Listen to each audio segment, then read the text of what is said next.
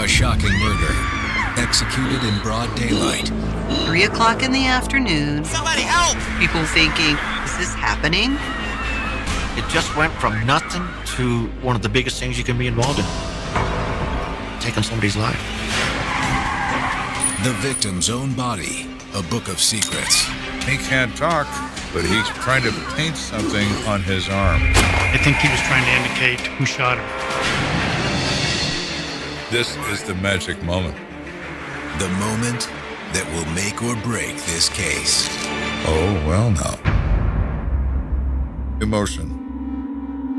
It begins at a high level, then adds some more to it. Adds some more disputes, adds some more reasons. It doesn't take long to reach a boiling point.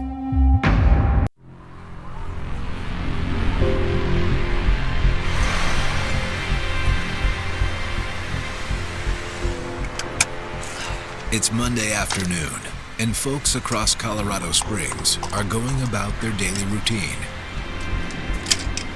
Mark Ruffle stops for gas. He's filling up his tank, getting ready to pull away, and all of a sudden, he hears what he thinks might be a backfire, a loud bang, then consecutively. Oh my gosh.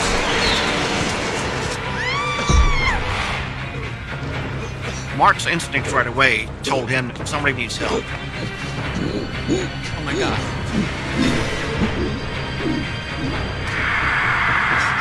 Someone call 911. Hurry! Mark yells for the people that were peering out of the auto parts store to call the police. The victim's covered in blood. He's gasping for air. Doesn't look good that he's gonna make it.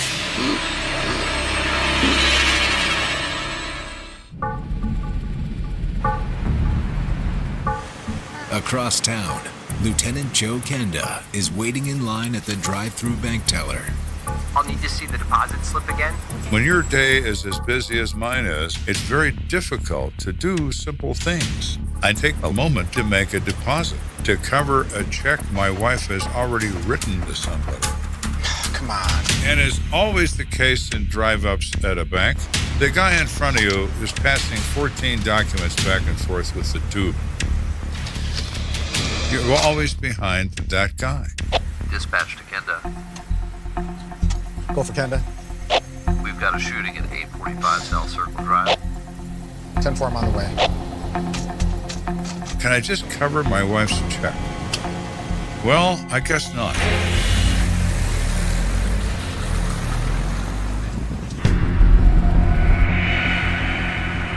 A few minutes later, Kenda arrives at an unusual location for a crime scene. It's 3 o'clock in the afternoon in a busy part of town. There are gas stations, restaurants, and this auto parts place. It's not a bar. It's not a strip club. That is all extremely odd.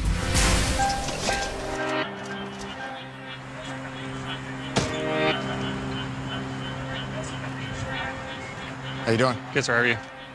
You the first one on the scene? Yes, sir. So what we got? Got a black male victim, 18 to 22, multiple gunshot wounds to the chest. He's en route to the hospital now. Do you have a name? No, sir. No name, no wallet or ID. He's a John Doe for now. Let's take a look. Yes, sir. The evidence in the scene is approximately 12 feet from the front door of the auto parts store. The victim's body was right here. His feet were down there and his head up here. My God, that's a lot of blood. Yes, sir. There's a pool of blood and some shell casings, which appear to be .22 caliber. We also found 8 shell casings close to the body. Casings eject from semi-automatic pistols, but they don't fly a city block. So the shooter is standing in front of this guy. This is a direct confrontation. With the amount of shell casings in the area, this is not a robbery or a random situation. This individual, according to the officer on the scene, had $15 in cash in his hand and a receipt and also a small cardboard box. That was in the victim's hands. It's a thermostat for an engine. Well, here's our guy. He's there to buy a part for his car. When he comes out of that place, he makes contact with somebody, and that somebody opens fire. Not just a little bit, but a lot.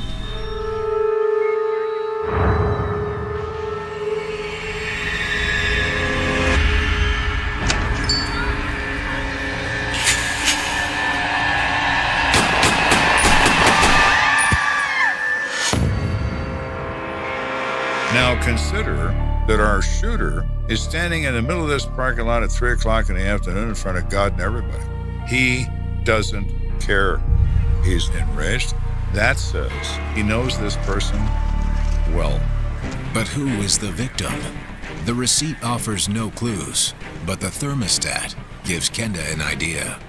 You know, these thermostats, they don't put these in modern cars. This guy's got to be driving something in the 70s or maybe earlier. It's an American car. I have been married for 49 years. We have owned 57 cars. I know a lot about them. My wife on occasion would get very annoyed with me in my cars because I love cars. My response was always the same. Hey, it could be women and whiskey. It's cars. This car that belongs, we think, to our victim is a classic car. It doesn't take Kenda long to spot a vehicle that fits the bill. There it is. Dodge Charger. Everything about the car was as it was when it was built, and that makes it valuable, but it also means the owner is very concerned about it and makes certain to maintain everything. Well, it's got to be our victim's car. Want to run the plate, see who the owner is? Yes. 85 Charlie, 29 check, Colorado, Sierra, Bravo, India, 0614. But when the plates are run, the owner's identity only deepens the mystery. Car comes back to a Joe Jefferson. Belongs to Joseph Jefferson. So that's our man? Well, no, because we've determined that Joseph Jefferson's 49 years old. And this is a kid. That's not our victim. Why was the victim holding a car part intended for a car that didn't belong to him? Lieutenant, may I have a witness right over here? Oh, thanks. So while I'm trying to consider what possibly may have happened, one of the officers walks up to me and says, "Hey, I got a witness. Let me introduce you to this guy." How you doing? I'm Lieutenant Kenda. Mark Raffle. It's been a pretty intense afternoon. Want to walk him through it? Yeah, I mean, I was just across the street getting gas, and I heard shots, and I saw this guy fall over. Hey, buddy, you okay? He says he looks at this guy. He's got blood all over his shirt. It's all right, man, okay? He is gasping for air, Who did this to you, do you know? and the guy makes no reply. He tries to reply, but he's coughing and choking, and blood's coming out of his mouth. And then Mark says he did the strangest thing. He says he notices the victim painting on his arm. That was his last action, and I think he was trying to indicate we shot him. Of all the dead people and all the murders I have ever been involved in, I've never seen or heard of that. Did you see what he wrote? It was hard to tell. Maybe a J and an O. Then the ambulance came, and I couldn't see what else. I appreciate it. You want to call the hospital, have them preserve that writing until I can go read it myself? Yes, sir. Was it the letter J? Was it the number 5? Was it, something else? Whether it's J.O. or something else entirely, at this point doesn't matter to me. What matters is it's there, and it has to be protected.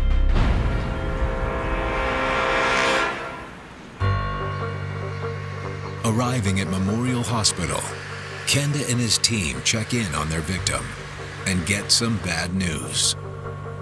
Do we have cause of death? Yeah, he received one round right to the center of his chest.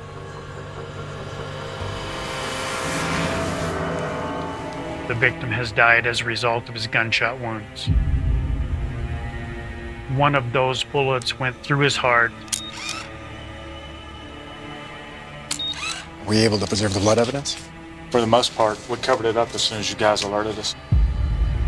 To preserve that writing on his arm, they would bag it, and they had it draped in such a way that it wouldn't really touch any part of the arm. If we discover a name on his forearm, it would be similar to a dying declaration. You ready? You bet. What could be better than this? The victim wrote the name of the shooter on his arm. Here we go.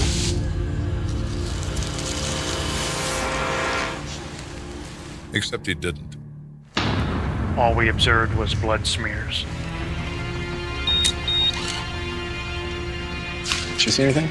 I looked at it and couldn't see anything that made sense. Kenda's most promising clue goes up in smoke. And hours into his investigation, he's still no closer to even knowing who his victim is. Yeah, I don't see it. So you go from elation and thinking that this is finally going to be an easy one, and reality sets in immediately, explaining, no, it's going to be awful.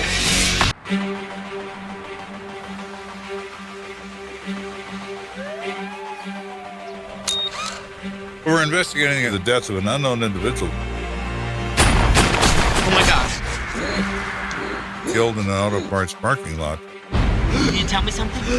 The witnesses say he wrote a name on his arm, but it's nothing more than marks and blood. All right, thanks, Doc. Yeah, good luck, man.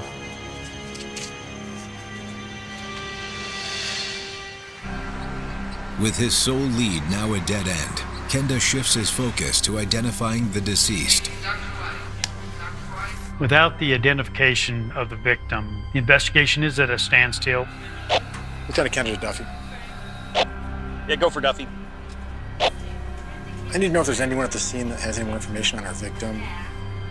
Think I've seen him before. Does anyone know his name?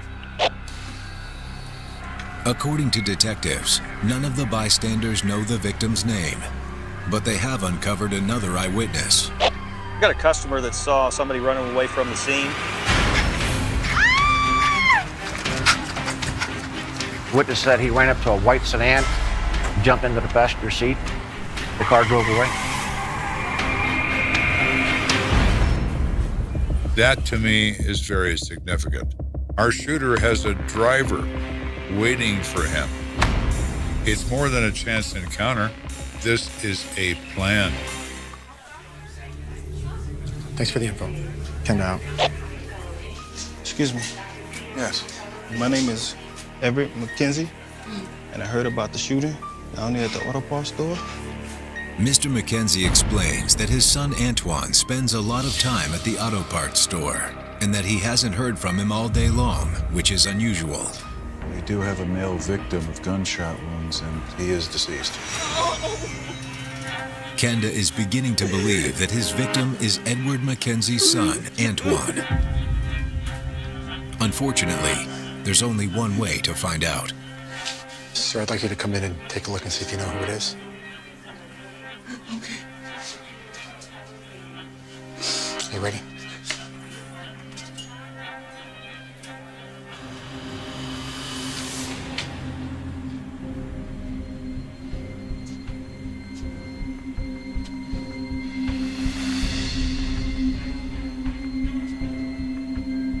That's him. That's my son.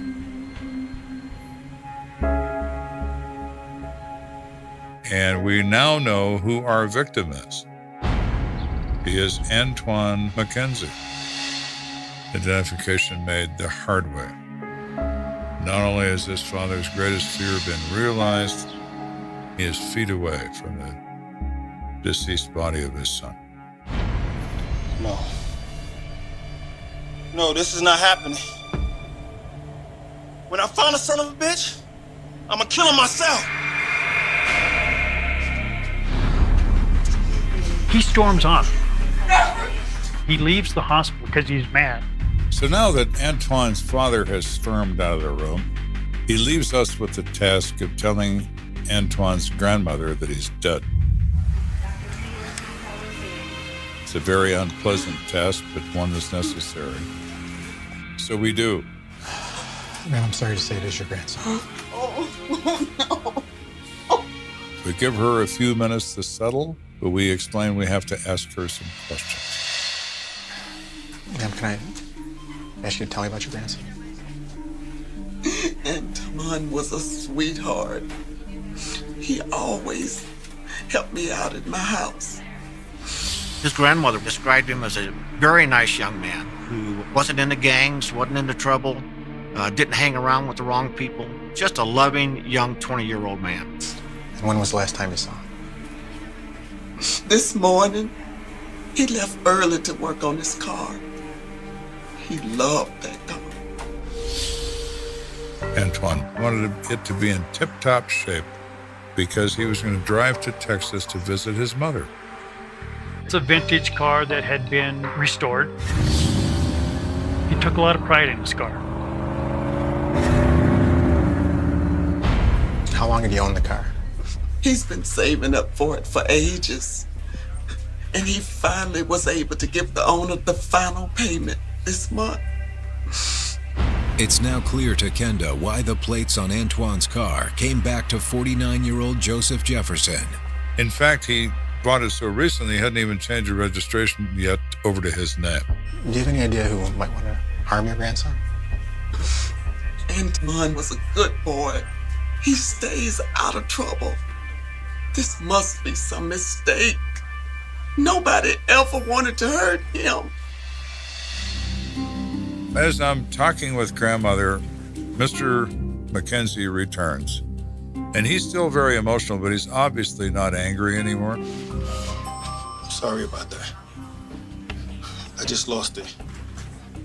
It's understandable. I think I know who killed my son. He tells police that Antoine has had bad blood with someone named Kelvin Washington. He's not really sure why, but he knows that it's been going on. It was something that happened a couple of years back when they was in high school. All right, let's go talk to Kelvin.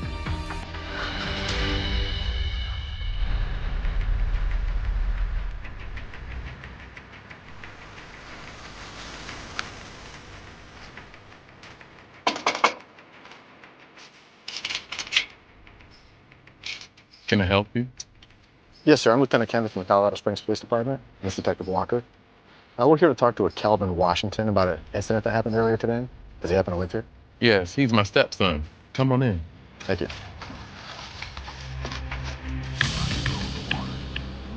Kelvin, there's some detectives here to talk to you. Kelvin does not present as a violent criminal. Kelvin's a 19-year-old kid wearing glasses watching television. Does that mean he's not capable of pulling a trigger? No, it doesn't. Does his appearance raise any alarm? No, it doesn't. But what Kelvin says next immediately gets Kenda's attention. I know you'll be coming to see me. Well, no. Does he know that because he put 6 bullets in Antoine at an auto parts store? That's what we're here to find out.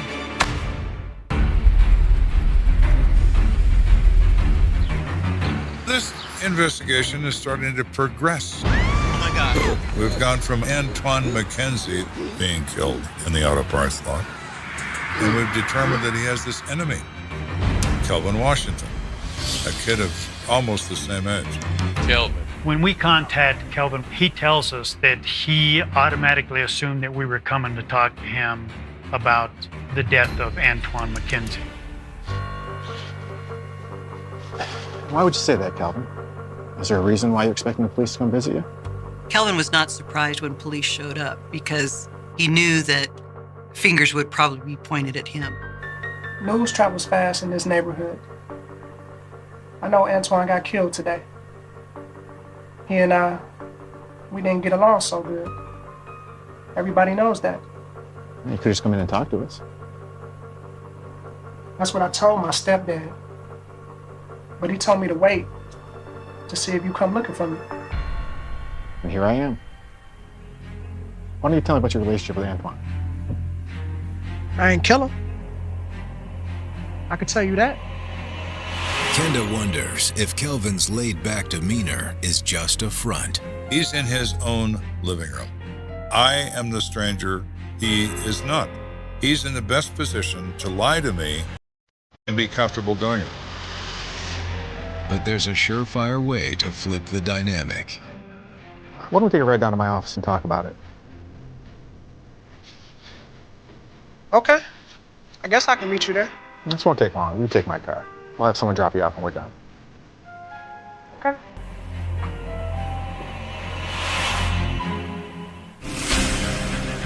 So we drive down to police headquarters. And now we're going to be in my living room and not in yours. So you're about to start telling me about how you and Antoine got along? Here's the thing. It all started in high school with this girl named Cynthia. Me and Cynthia, we was dating at the time. So you know I made the basketball team this year. Finally. Whatever, but I'm supposed to be getting a lot of playing time, so you gotta be at all the games. Okay, well, I'll try. All right, that's cool. Maybe I'll be right back. Okay. According to Kelvin, he wasn't the only one with a crush on Cynthia. What's up, baby? How you doing? Hey, Antoine. What? Look, Come on, you I better like stop. What do you see in that square anyway? Look, I like him. Come on now. You're gonna do way better than that. Come on, I like that. Dog, what's your problem? Problem? Yeah, it's a problem. You need to get out of here. Nice. What you gonna do about it? Boy, you better get out my face. What's gonna happen? What you gonna do? A lot's gonna happen. I'll see you later.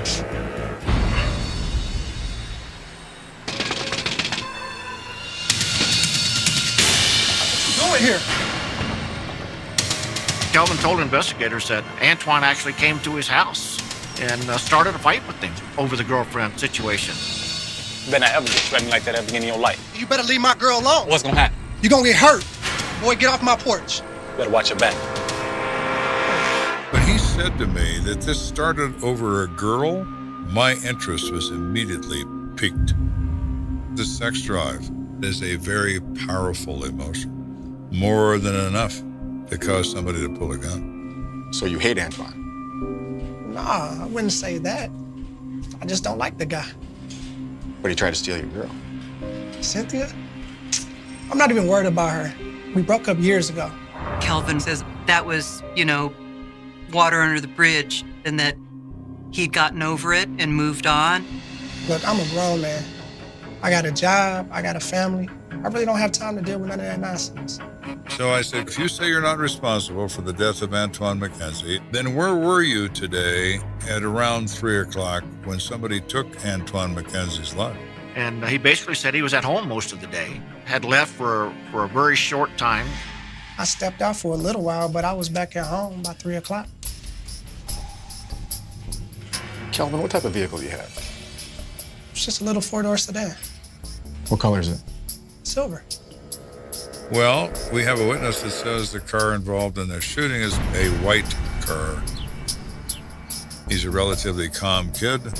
His parents are cooperative. There's really nothing there that is a red flag to me, not yet at least. All right, you're free to go. I'll have an officer drive you home. At this point in this investigation, I'm feeling the usual lost soul effect. We've taken 2 steps forward and 1 step back. But a startling discovery is about to take the investigation in a new direction. Just got off the phone with the coroner. You're not gonna believe this. Try me. They go into the Vic's clothes. They find a tube of crazy glue. And there's something else. Well, it's not illegal to possess crazy glue. But when they open the crazy glue,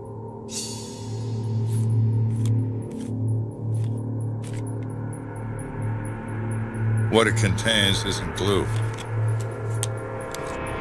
We find 4.7 grams of crack cocaine, which would indicate that it was a distribution rather than recreational use.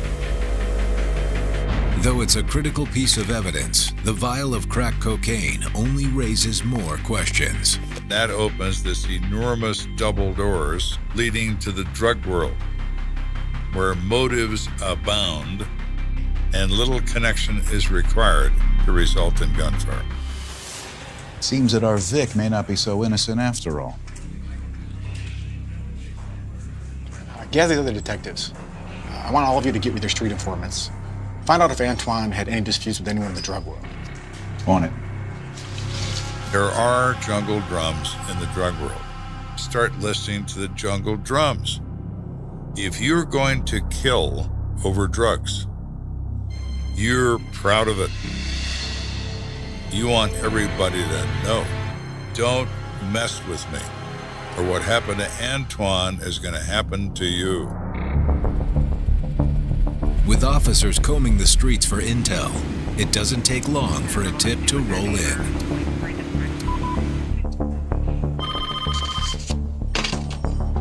This is Kenda. Hi, Joe. This is Agent Thompson with the FBI. I get a call from an FBI agent in the local field office who has an informant who says he knows who killed Antoine McKenzie. Oh, my. We're on the hunt for the killer of Antoine McKenzie. And an FBI agent has come forward with a confidential informant who says he has critical information about the McKenzie case. So what do you got for me? Well, our CI says he was set up. Someone wanted him taken out. According to the CI, a man named Harold Smith could be involved in Antoine's murder. Is this now a drug killing? Well, it certainly could be. You could reasonably make an assumption, but it remains an assumption because you don't know. The informant also says that just before the shots were fired, Antoine's car was seen at his house. What if Harold is the dealer and Antoine isn't paying him? Could this be reasonable? Absolutely. In the narcotics world, the smallest thing can lead to a fatal result. Kenda runs a records check on Harold Smith, and within the hour, he and his team are on their way to Smith's West Side residence. We find out where Harold is. Small home in a lower income area.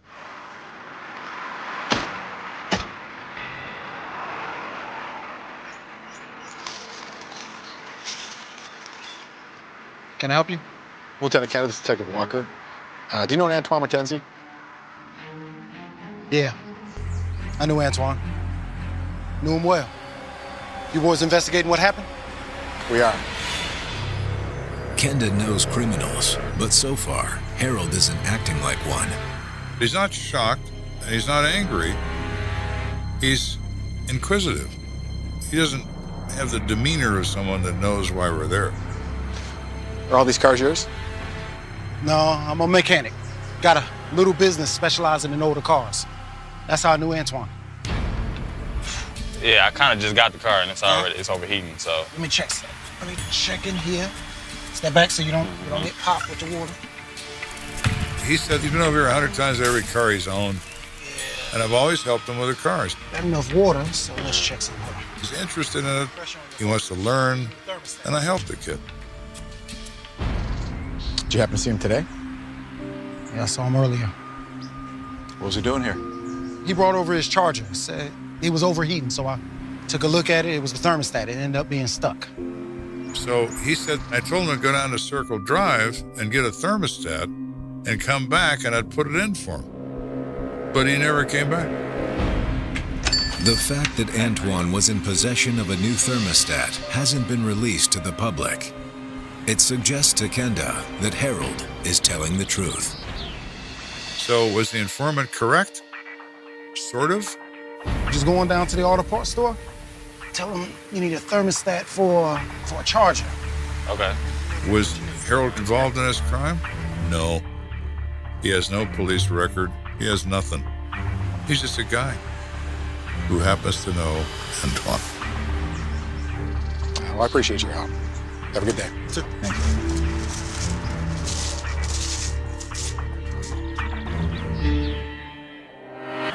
At this point in this investigation, we're back again to the usual. Everything that looks so good turns out to be so bad. This case is getting harder by the minute. Unbeknownst to Kenda, his luck is about to change. Another informant came forward with some information, told us that there was an individual who had a feud with the victim in this case. So you're saying you know who shot Antoine McKenzie? Yeah, the boy you're looking for goes by Nebo. Nebo? Come on, I need a real name. Nebo's his name, that's what I got. That's the guy that killed Antoine. The informant reports Nebo and Antoine have been in heated arguments for an extended period of time. On one occasion, Nebo shoots at Antoine outside of Antoine's house. Bro, what you doing in front of my house? I got hit. Nebo hits his cousin, who's standing next to him. Antoine grabs his piece. Hey, Nebo!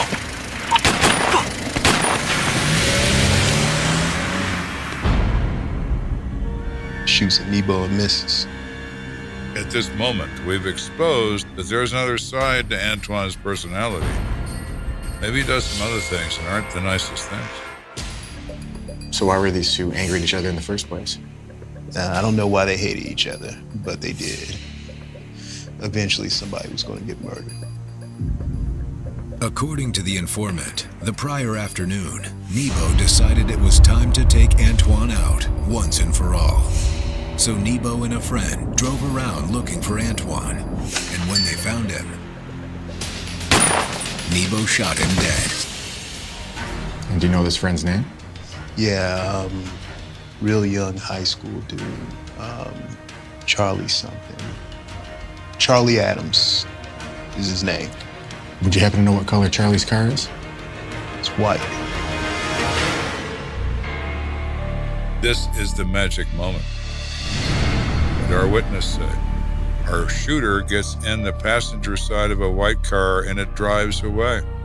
Charlie Adams has a white car. Now we can talk to an active participant. Who is Charlie Adams? Kenda and his team track down Charlie Adams' address and pay him a visit.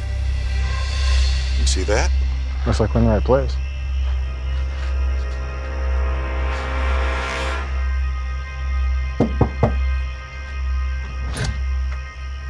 Yes? Is there Charlie Adams that lives here? He does. He's my son. How can I help you? We'd like to ask him a few questions if we may. Come on in. Charles, could you come here, please? Have a seat.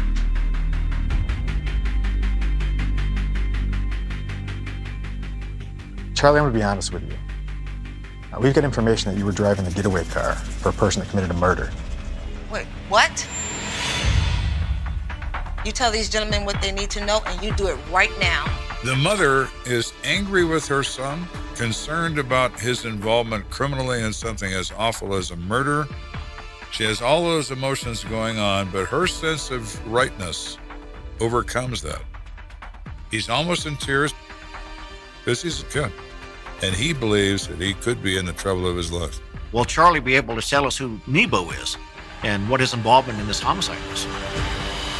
Tell me what happened, Charlie. Tell them. Me and Kelvin were riding around. Wait. You and who? Kelvin Washington. But everybody called him Nebo. Now I know that Kelvin Washington is in fact Nebo, and I'm thinking, you lying little bastard. You didn't tell me the truth for a second. Well, let me tell you something, Kelvin. We're gonna have another conversation, and you are not gonna like the next one.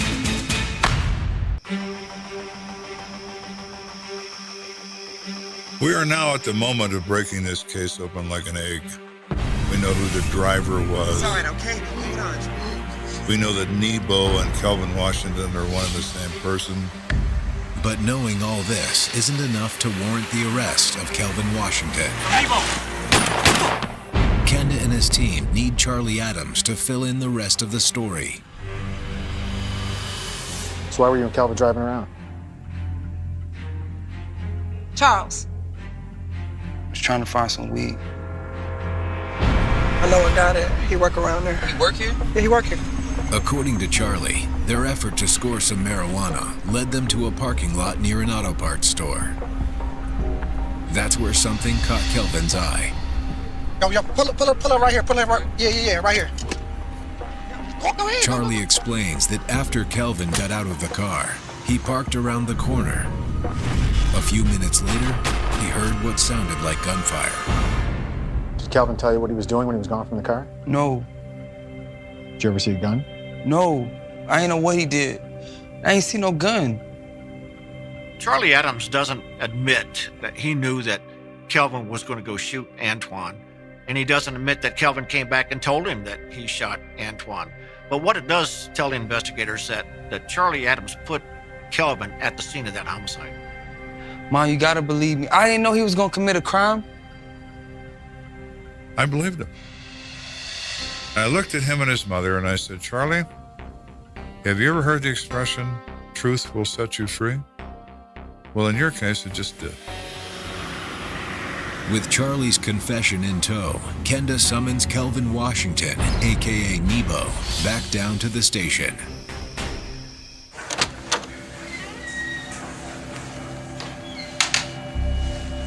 He's still very calm, cool, and collected, smiling. Thinks there's nothing to this.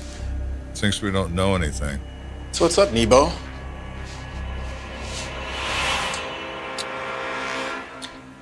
We've been talking to a lot of people. Got a lot of different stories. But guess what? You're the center of all of them. But I'm a reasonable guy. I understand there's another side to every story. This is your chance to tell me yours. I think now he is aware that we're standing on his tail. So he begins by saying, well, there is more to the feud than what I told you the first time. Well, no, Nebo. Antoine had it out for me ever since high school. Just wouldn't leave me alone. I could have moved out of town, but my parents really needed me here. So what happened? He was just always after me. He was constantly threatening me. The guy was just out of control. Despite the crack cocaine found on Antoine's body, it's clear to Kenda this shooting isn't drug-related, just a feud over a girl that spun out of control. And you didn't do anything to keep this going? No. I'm telling you, I did nothing. You played no part in it at all? I mean, yeah, I used to talk to him. That's because he always used to be bullying me. And I was just trying to defend myself.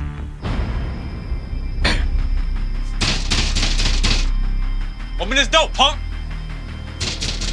Don't make me break this door down. Yeah, what you gotta say now? Yeah, you better run. Little punk ass. Come around here again, I dare you. I dare you. Oh, Kelvin, that's brilliant. You're not only admitting your involvement with a further feud, you've put a gun in your own hands. I'm liking this. I'm liking this a lot. Okay, I get it. Antoine's the monster and you're innocent. And you expect me to believe you had nothing to do with this at all? Look, I don't know what you're talking about. Okay? I didn't shoot him. I didn't kill anyone. Crying and lying. Crying and denying. Are we going to get any further with him? No. But we've gotten far enough. He has said enough to put a rope around his own neck. It's your last chance, Kelvin. We know you did it. Come clean, get it off your chest. Kelvin refused to admit to me that he was responsible for this. He just wouldn't do it. I want a lawyer. Sounds to me like you're gonna need one. Though Kelvin Washington never admits his guilt, Kenda believes he can piece together the events leading up to the murder of Antoine McKenzie. I believe Charlie Adams is telling the truth. It's gonna take long? No, it's gonna be quick. It's gonna be real quick. That they were cruising around looking for scores of marijuana. But Kelvin sees the car. He sees Antoine's car. Yo, stop right here. Stop right. And it's the only car like that in that whole part of town. The passion rises in him. Hey, pull around the corner. I'm gonna be right back, bro. Yeah, pull around there. I'm gonna come right The back. hate rises in him. He's got a gun in his pants. It's time to end it. At 3 o'clock in the afternoon, broad daylight, he was gonna do what he had to do. Antoine comes out of that store. Kelvin walks up to him and starts blasting. I doubt he said a word to him. He's not there to talk. He's there to kill. Antoine, in his last moments on Earth, tries to tell us who did this. He tries to write on his arm in his own blood the name of the shooter. What if instead of J.O., it's an attempt to write a K? Kelvin. Kelvin Washington is convicted of first-degree murder and sentenced to life in prison without... It started as just another Texas night. Heavy air, slow streets, and the kind of silence that pretends to be peace until it isn't. The kind of quiet that hides a scream before anyone can hear it. Back then, before the headlines, before the tape and the lights and the endless theories, nobody in Redwood thought evil could walk their streets. Nobody thought the name Hannah Price would ever leave their lips as part of a tragedy. But evil doesn't announce itself. It just shows up, blending in, smiling back, waiting for the dark. It was August 2003. The heat never left, even after sunset. Asphalt still breathed fire. The sound of cicadas was so constant, it became invisible. Hannah Price, 16, blue uniform shirt, name tag tilted sideways. Hannah P. wiped the counter one last time inside the Blue Star Diner. Neon lights flickered against the chrome walls. The smell of fryer oil and coffee hung thick in the air. It was the kind of job every teenager in town took at least once, the kind of night shift their parents didn't worry about. Because this was Redwood. Safe, familiar, boring. Nothing ever happened here. She was supposed to clock out at 10:30. The register jammed, so it became 10:37. That number will live forever in reports, statements, memories. The last verified moment she was alive. A co-worker told her to wait, said her brother could drive her home. She laughed it off, said, "It's fine. I walk faster than your truck." She slung her backpack over one shoulder, brushed the sweat off her neck, and pushed through the glass door. The bell above it chimed a final, meaningless note. The security camera caught her smile. Tired, genuine, ordinary. Nobody knew they were watching a ghost leave the frame. The diner's parking lot was mostly empty. One car under a flickering light, a soda can rolling lazy circles near the curb. She adjusted her earphones, pressed play, and started walking. The road home was a mile long. She'd done it 100 times. Through the field behind the church, past the half-collapsed gas station sign, past the row of houses that all looked like faded copies of one another. Porch lights glowed like soft beacons, but not enough to show what hid between them. It was the kind of route that felt safe because it was familiar, not because it was. At 10:49, a passing driver saw a girl walking alone near Mill Creek Bridge. He didn't think much of it. Teenagers walked everywhere in Redwood.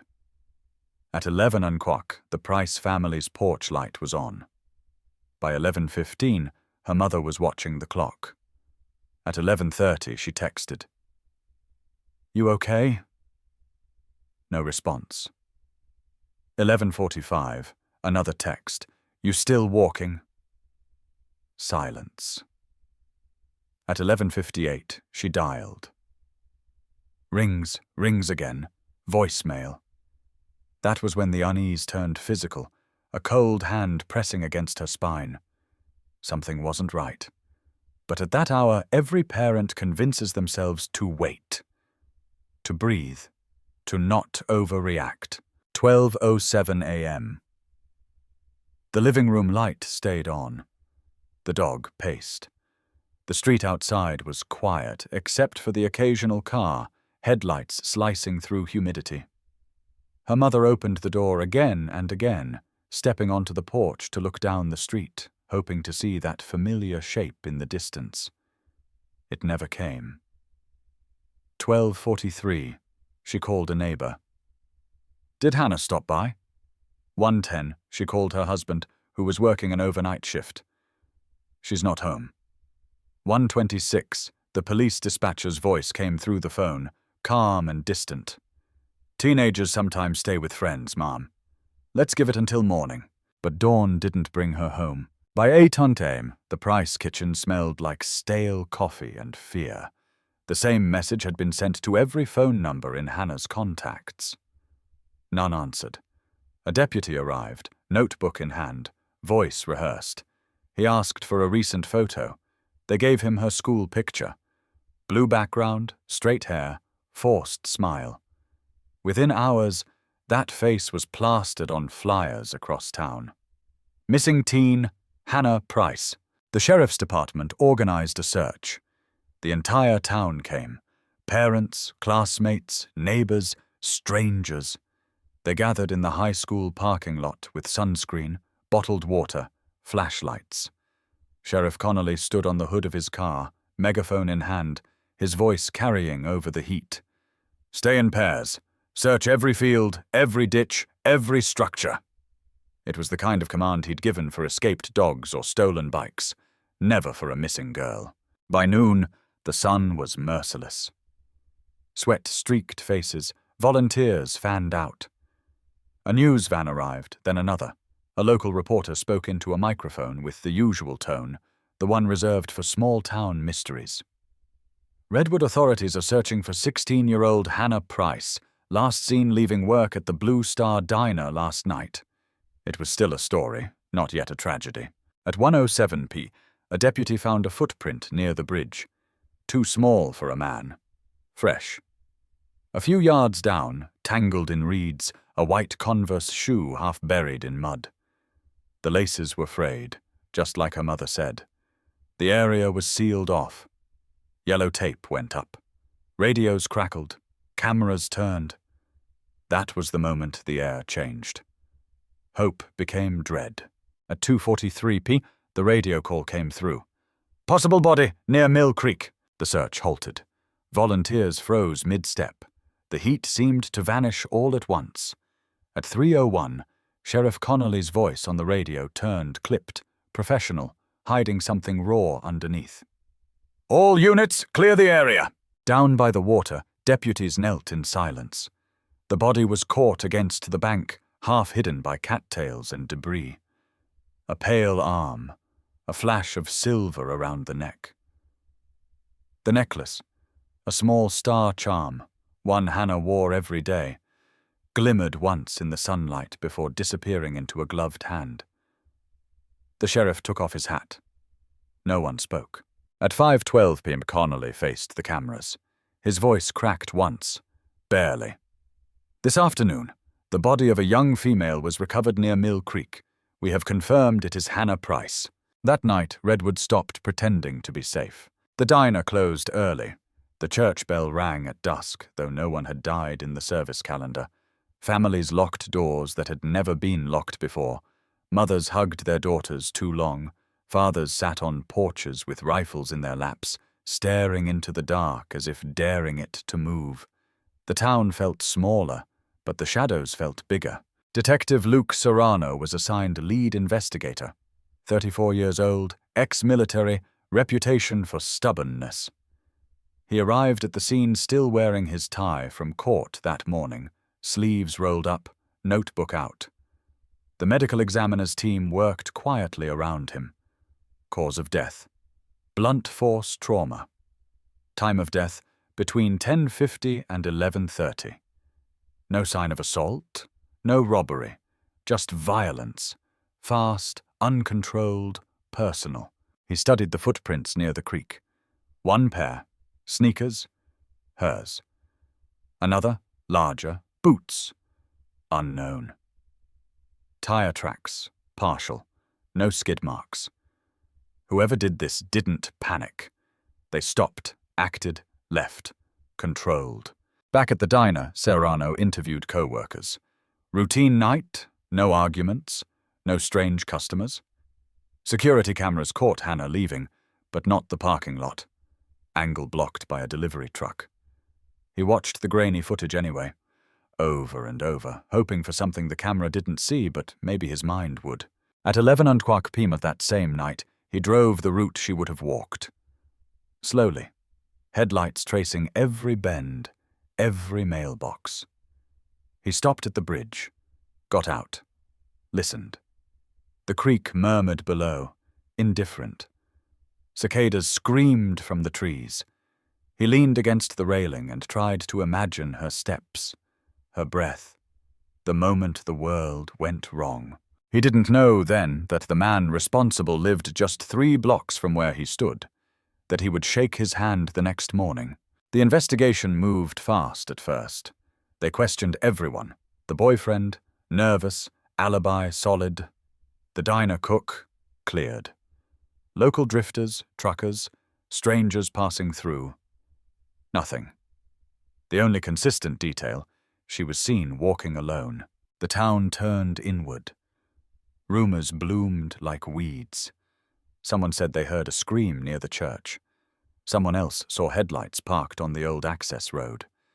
Teenagers whispered theories in hallways, the kind that turned into legends overnight. Maybe it was a stranger. Maybe it was someone she knew. The scariest theory was always the simplest one. By week's end, the flyers changed. "Have you seen this girl?" became justice for Hannah. Candles appeared on the diner steps. Flowers at the bridge. People stopped saying her name easily. It caught in their throats. The Price family's house became a revolving door of sympathy. Food, prayers, promises. One man came by more often than the rest, Mark Ellis. Mid-30s, soft voice, calm eyes. Family friend. Lived 2 streets over. He'd coached Little League, helped fix their fence last spring, known Hannah since she was born. He brought casseroles, offered to coordinate the volunteer list, even drove Mrs. Price to church when she couldn't stand to go alone. Detective Serrano spoke to him briefly during door-to-door canvassing. "You see anything unusual that night?" Mark shook his head. "No, sir. Just another evening. My wife and I were home watching TV. Anyone stop by?" "No. Heard the search this morning, though. Heartbreaking."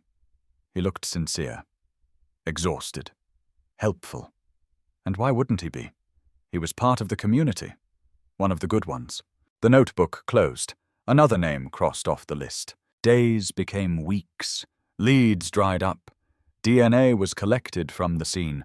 Skin cells under Hannah's fingernails. The lab report came back weeks later. Male, unidentified, no match in the state database. It was a dead end, but it would not stay one forever. Autumn arrived. The creek dried a little. The yellow tape came down. The story moved from the front page to page 5. The phrase, "no new developments," became a routine line in the sheriff's press briefings. At the high school, an empty desk stayed untouched for months. Teachers couldn't bring themselves to erase her name from attendance sheets. Her friends stopped sitting together at lunch. Too many memories in one place. By Christmas, Redwood had stopped pretending it was the same town. But life, cruel and unrelenting, kept moving. The Blue Star Diner reopened. The church held its annual fair. People smiled again, carefully. But under every smile was a quiet question. Who did it? The police never said it out loud, but the case had already begun to cool. The evidence sat sealed in boxes, waiting for a day when technology would catch up. Waiting for someone who refused to forget. And on a shelf in a quiet evidence room, one envelope sat marked in black ink.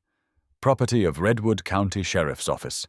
Case number 03-112. Price, Hannah. Homicide. In smaller letters underneath, a label that would define it for 2 decades. Cold case. Morning came to Redwood with the sound of helicopters and the smell of wet earth. The creek behind Mill Road was no longer just a line on the map. It was a wound. Yellow tape fluttered in the heat. Crime scene markers dotted the bank like scars, and a wall of reporters had already formed by dawn. The town wasn't used to cameras, and the cameras weren't used to silence. People spoke in whispers, as if noise might wake something still hiding in the water. Detective Luke Serrano hadn't slept. His shirt clung to him, collar open, eyes red.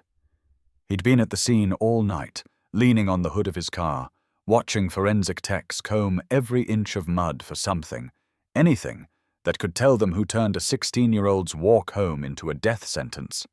Every flash of a camera, every click of tweezers, every small zip of an evidence bag felt too loud, too cruel. The sun rose fully, gold and merciless, when the coroner's van pulled away. The sound of its tires crunching gravel echoed down the road like punctuation. For a few seconds, the town was perfectly still. No birds, no voices, just the steady hiss of the creek sliding past, as if it didn't care what it carried. Back at the sheriff's office, Serrano spread photos across the table, blurry stills of footprints, tire tracks, pieces of Hannah's hair tangled with grass. The air smelled of old coffee and copier toner. The rest of the department looked at him like he was supposed to make sense of chaos. He didn't. He just pointed at the map tacked to the wall, red circles and notes scribbled across it. She left the diner at 10:37, last sighting near the bridge. Time of death roughly between 10:50 and 11:30. Someone had to see a car. Anything. They hadn't. The road was quiet, rural, half lit by failing street lamps. The one security camera on the corner pointed the wrong direction. No dash cams, no cell footage. This was before everyone recorded their lives. By afternoon, the sheriff's phone wouldn't stop ringing. Local stations wanted statements. Dallas networks wanted sound bites. Reporters called it the Mill Creek murder. The words echoed like a brand. Headlines printed overnight. Texas town shaken by teen killing. The phrase cold case hadn't been written yet, but the seed was already planted. That evening, Serrano visited the Price home. The mother's eyes were red-rimmed, hands trembling as she handed over the necklace that had been returned to her in an evidence bag. She never took it off, she said. The father sat in silence, staring at nothing, knuckles white around a mug of untouched coffee. Serrano promised them he wouldn't stop. He meant it. Every detective means it in the beginning. Outside, neighbors gathered in clusters under porch lights. Grief rippled through conversations that started soft and ended in anger. Who could do something like this? Was it someone from out of town? A trucker? A drifter? Evil had to come from outside. That was easier to believe. But evil, in Redwood, already had an address. 3 days after the body was found, volunteers gathered again, not to search, but to mourn. A candlelight vigil at the high school football field. Hundreds showed. Flames flickered against the aluminum bleachers. A pastor spoke about innocence lost, about faith in justice. Cameras rolled, faces wet with sweat and tears. Somewhere near the front, Mark Ellis stood with his head bowed, hands clasped. To anyone looking, he was grief itself. Solid, empathetic, safe. When the pastor said, "We will not rest until the killer is found," Mark whispered amen with everyone else. No one noticed how long his eyes stayed closed. That night, the police worked their first list of suspects. It was long, then short, then long again. Hannah's boyfriend, Tyler Hayes, cleared by alibi. A trucker who'd passed through town that night, cleared by GPS logs. A transient man spotted near the diner, cleared by witness statement. The case shifted from momentum to mud, every promising lead collapsing into nothing. The only evidence that meant anything was microscopic, skin cells beneath her fingernails. A single violent moment captured in DNA. It was a miracle of science, and at the same time, a curse, because miracles need context, and they didn't have one. The lab tech sent the sample to the state database. Weeks later, the result came back stamped in bold black letters. No match. That phrase turned the investigation into gravity. Everything sank. Serrano didn't stop. He re-interviewed every person who'd been within a mile of the scene that night. Store owners, gas station clerks, delivery drivers, teenagers, retirees. He built a web of movements and half-truths. Everyone was accounted for. Everyone except a handful of people who simply had nothing notable to say. People like Mark Ellis. Ordinary, invisible, trusted. The kind of man who blends into police notes like background noise. The weeks crawled. October bled into November. The leaves turned brown, brittle, and fell across the bridge where she'd died. Serrano drove that route every night, headlights washing over the same patches of asphalt. He imagined her walking, phone in hand, music playing, unaware of the vehicle slowing beside her. He imagined a window rolling down, a familiar voice calling her name. He imagined her smiling, because trust kills more quietly than fear ever could. By Christmas, the town's spirit was fractured. Decorations went up, but the joy didn't stick. The Price House stayed dark. At church, sermons mentioned faith tested by tragedy. Children who once ran home from school now waited for rides. Parents glanced twice at every passing car. Then came the first rumor.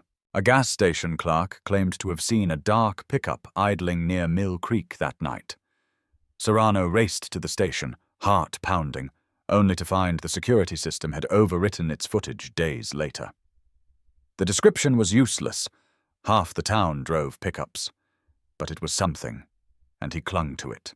The sheriff's department printed composite sketches based on vague recollections. Maybe blue, maybe green, older model, square headlights. They circulated it anyway.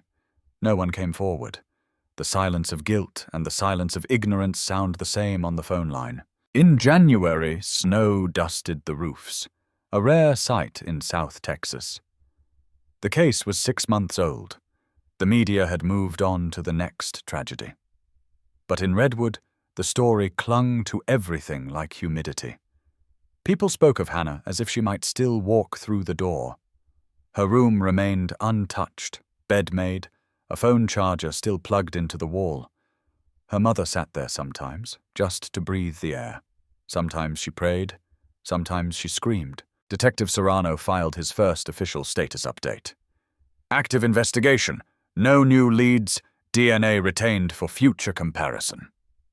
He didn't write what he thought, that the trail was cooling fast, that answers were slipping through fingers like water. By the first anniversary, active was a formality. The department had other crimes, other victims, other deadlines. Serrano still kept the Price file on his desk, though the sheriff suggested moving it to archives. He refused. Not yet, he said. Not cold. But time doesn't ask for permission. 2 years later, new detectives filled old desks. The town rebuilt its rhythm. The Blue Star Diner repainted its walls, replaced its sign. The new waitress didn't know why customers still avoided the far corner booth. The bridge was repaired, guardrail repainted silver, covering the rust stains that wouldn't quite scrub out. Hannah became a name in the local folklore, the kind kids whispered when they dared each other to walk home at night. She still haunts Mill Creek, they said. Fear turned into story. Story turned into memory. Memory turned into dust. But not for everyone. Every year, on the anniversary of her death, Mark Ellis delivered flowers to the Price doorstep. Never in person, always anonymous. Roses, sometimes lilies, a polite gesture that looked like compassion. No one suspected the weight it carried. He'd watch from his truck at the corner, engine idling, heart beating in a rhythm he couldn't control. Guilt had stopped feeling like punishment. It had become routine. In 2007, the case was officially reclassified. Cold Case, number 03112. The folder was sealed, boxed, and filed among dozens of others. That's how you bury a murder in plain sight.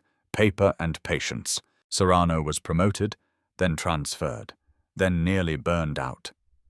Yet something about Hannah stayed with him. Her photo sat taped inside his locker, edges curled, colors fading. When younger officers asked who she was, he only said, "The one that got away."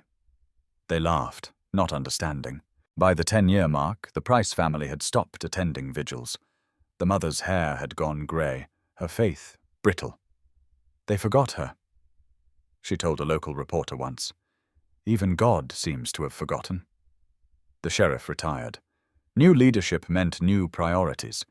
But crime scenes don't care who's in charge. They wait. Then, 20 years later, technology finally caught up. The State Crime Lab launched a program called Project Resolve, a joint effort using modern DNA re-extraction, genealogical tracing, and machine learning.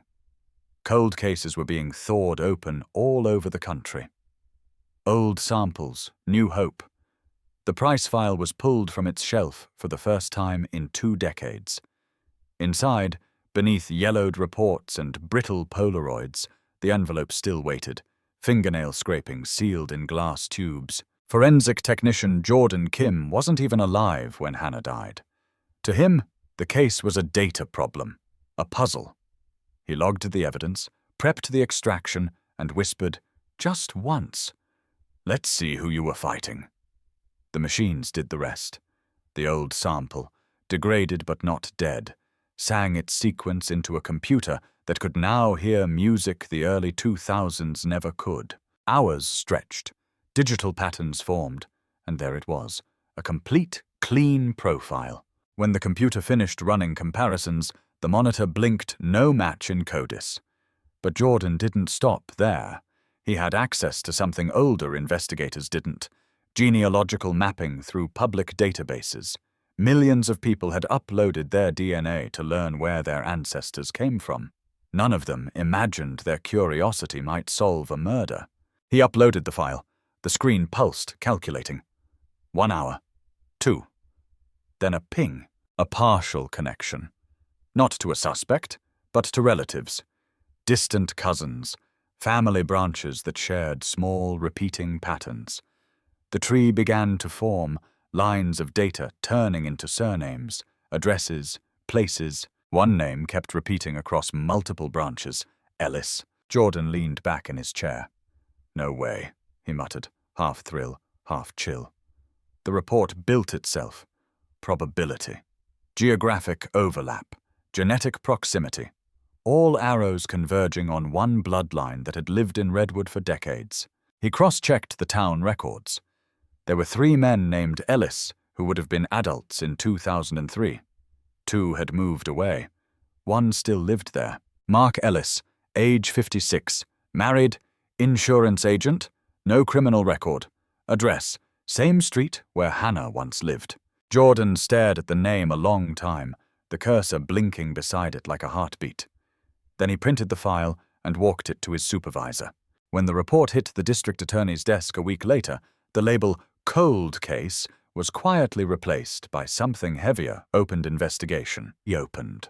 And somewhere in Redwood, as the night deepened and cicadas began their endless hum again, a man who had convinced himself he'd escaped, Time sipped his coffee and smiled at nothing, unaware that ghosts had learned how to use science. The first file landed on Detective Luke Serrano's kitchen table with a quiet thud. He hadn't seen that folder in years, but the weight of it was unmistakable. Beige cover, black ink. Price, Hannah. Homicide.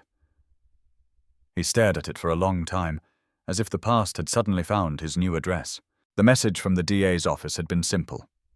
New DNA technology flagged a potential lead. We'd like your insight.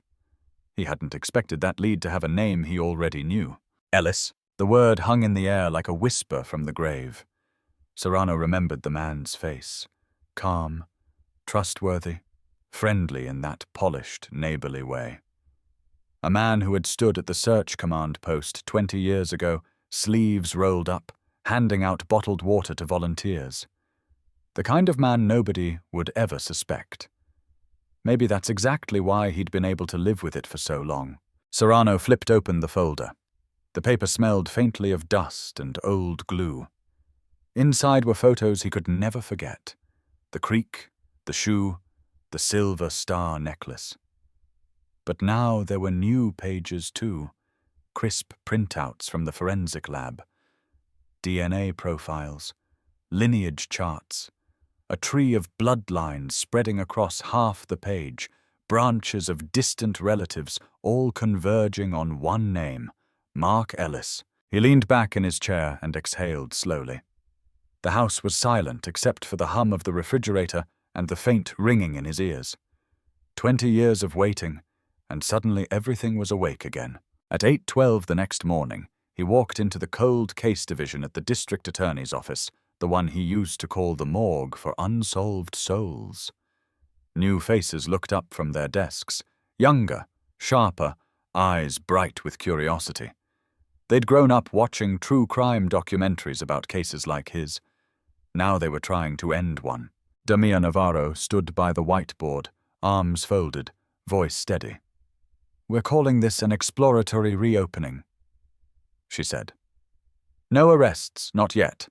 But we have enough to justify surveillance. The genealogical link is strong, statistically strong enough to narrow to one family, possibly one individual." Serrano looked at the photos tacked to the wall, Hannah's school portrait, the aerial shots of Mill Creek, and now a recent picture of Mark Ellis pulled from his driver's license. He looked older, but unmistakably the same. Grey hair at the temples, still carrying that mild, unassuming smile. "Where is he now?" Serrano asked. "Still in Redwood," Navarro said.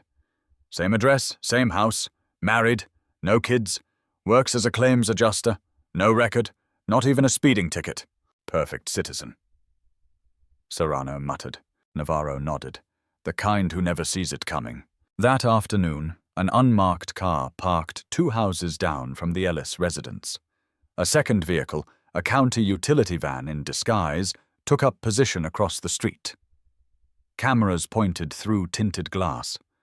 Microphones disguised as yard equipment recorded every sound within 50 feet. The operation was small, quiet, surgical. After 20 years, they weren't going to spook the suspect with noise. Mark Ellis's life on the surface was painfully normal. He woke at 600, watered the lawn, drove to his office in a silver Ford Ranger, worked until 4:30, stopped at the grocery store, came home. Evenings spent watching baseball, cooking with his wife, reading the paper. Weekends at church or mowing the yard. He spoke to neighbors, waved to kids, volunteered once a month at a food drive. Nothing about him said killer, but killers rarely do. For 2 weeks, the team watched and listened. They collected trash every Tuesday morning, pulling used cups, cigarette butts, tissues, anything that might hold DNA. Most of it was useless. But on the 3rd week, a small miracle appeared in a black garbage bag, a disposable coffee cup, still damp inside, and a napkin with a faint smear of blood from what looked like a shaving cut. The items went straight to the lab. Serrano didn't sleep that night. He sat in his car outside the station, watching the sky turn from deep blue to silver. He'd told himself not to hope, not after years of false starts and dead ends. But hope has its own will. The call came just before dawn. A single sentence from the forensic technician. "We got it." He drove in without remembering the trip. When he arrived, Jordan Kim, the same young analyst who'd first found the genealogical link, was standing in front of a monitor.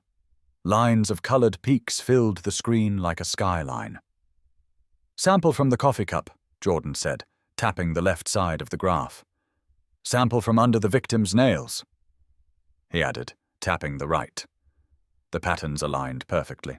Peak for peak, color for color. "Full match," Jordan said quietly. 1 in 7 trillion. The room was silent. Even the machines seemed to pause. Serrano's hands tightened on the back of a chair. He felt the years folding in on themselves. Every interview, every dead end, every sleepless night. It all pointed here, to this man, this neighbor, this so-called family friend, he whispered, more to himself than anyone else. You son of a bitch. The paperwork moved fast after that. Navarro pushed through the warrant applications, triple-checking every line. Judges don't like surprises, and she wasn't going to give them one. Probable cause was airtight. A DNA match between the suspect and material found under the victim's fingernails, supported by genealogical tracing, verified chain of custody. They had enough to move. But Navarro wanted one more thing, a chance for Ellis to hang himself with his own words. Before we go in guns up, she said. We talk, a friendly visit, just conversation. Serrano agreed. He wanted to see the man's face when the truth started closing in. 2 days later, under a cloudless Texas morning, they knocked on the Ellis front door. Mark answered in khakis and a polo shirt, his expression polite, faintly curious. Detective Serrano, he said, voice friendly. I remember you. Haven't seen you in what, 20 years? Something like that, Serrano replied, forcing a smile. Can we come in? The living room was immaculate. Family photos, none with children, a faint smell of lemon polish and coffee. His wife brought glasses of iced tea, then disappeared into the kitchen, leaving them alone. This about the cold case? Mark asked, settling into his chair. Hannah Price, right? Tragic. Never forgot that girl. Serrano watched him closely. His tone was steady. Too steady. We're reviewing old evidence, he said. Technology's come a long way. You know how it is. Sometimes things that didn't make sense before suddenly do. Mark nodded. That so? Yeah, Serrano said, eyes never leaving him. Sometimes DNA does the talking. For the first time, something flickered across Mark's face. Just a fraction of a second, a tiny tightening around the eyes. Then it was gone. Well, he said, laughing lightly, I hope it tells you something good. That family deserves peace. They left 15 minutes later, with polite handshakes and promises to stay in touch. Serrano walked back to the car, jaw tight. He knows, he said. Navarro didn't disagree. Good, she said. Let him feel it. The warrant was signed that night. At 6 a.m., before the sun cleared the rooftops, the arrest team rolled up to the Ellis house. A knock that wasn't a knock, a command that wasn't a request. Sheriff's office, Mark Ellis, open the door. Inside, footsteps. Confusion. Then compliance. The door opened. Mark stood barefoot, eyes half shut from sleep. The moment he saw the guns, the badges, the vests, the truth dawned. He didn't argue, didn't shout, just whispered, You can't be serious. They were. He was cuffed on his own porch while his wife watched from the doorway, robe clutched tight, mouth trembling but silent. Neighbors peeked through blinds, phones recorded. Within minutes, the story was everywhere. Texas cold case arrest. Suspect was family friend. The headline the town never expected finally existed.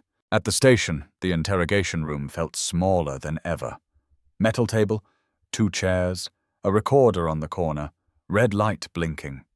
Serrano sat opposite him, file open, photos spread like cards in a cruel game. Navarro stood by the door, arms crossed. Mark tried for charm at first. This has to be a mistake. DNA gets mixed, contaminated. You've seen the shows. Serrano said nothing. He just pushed a sheet of paper across the table, the lab report, the one with his name printed in bold at the top. Mark's eyes skimmed the words, slowed, stopped. His fingers trembled once, then steadied. That's impossible, he whispered. It's not, Navarro said.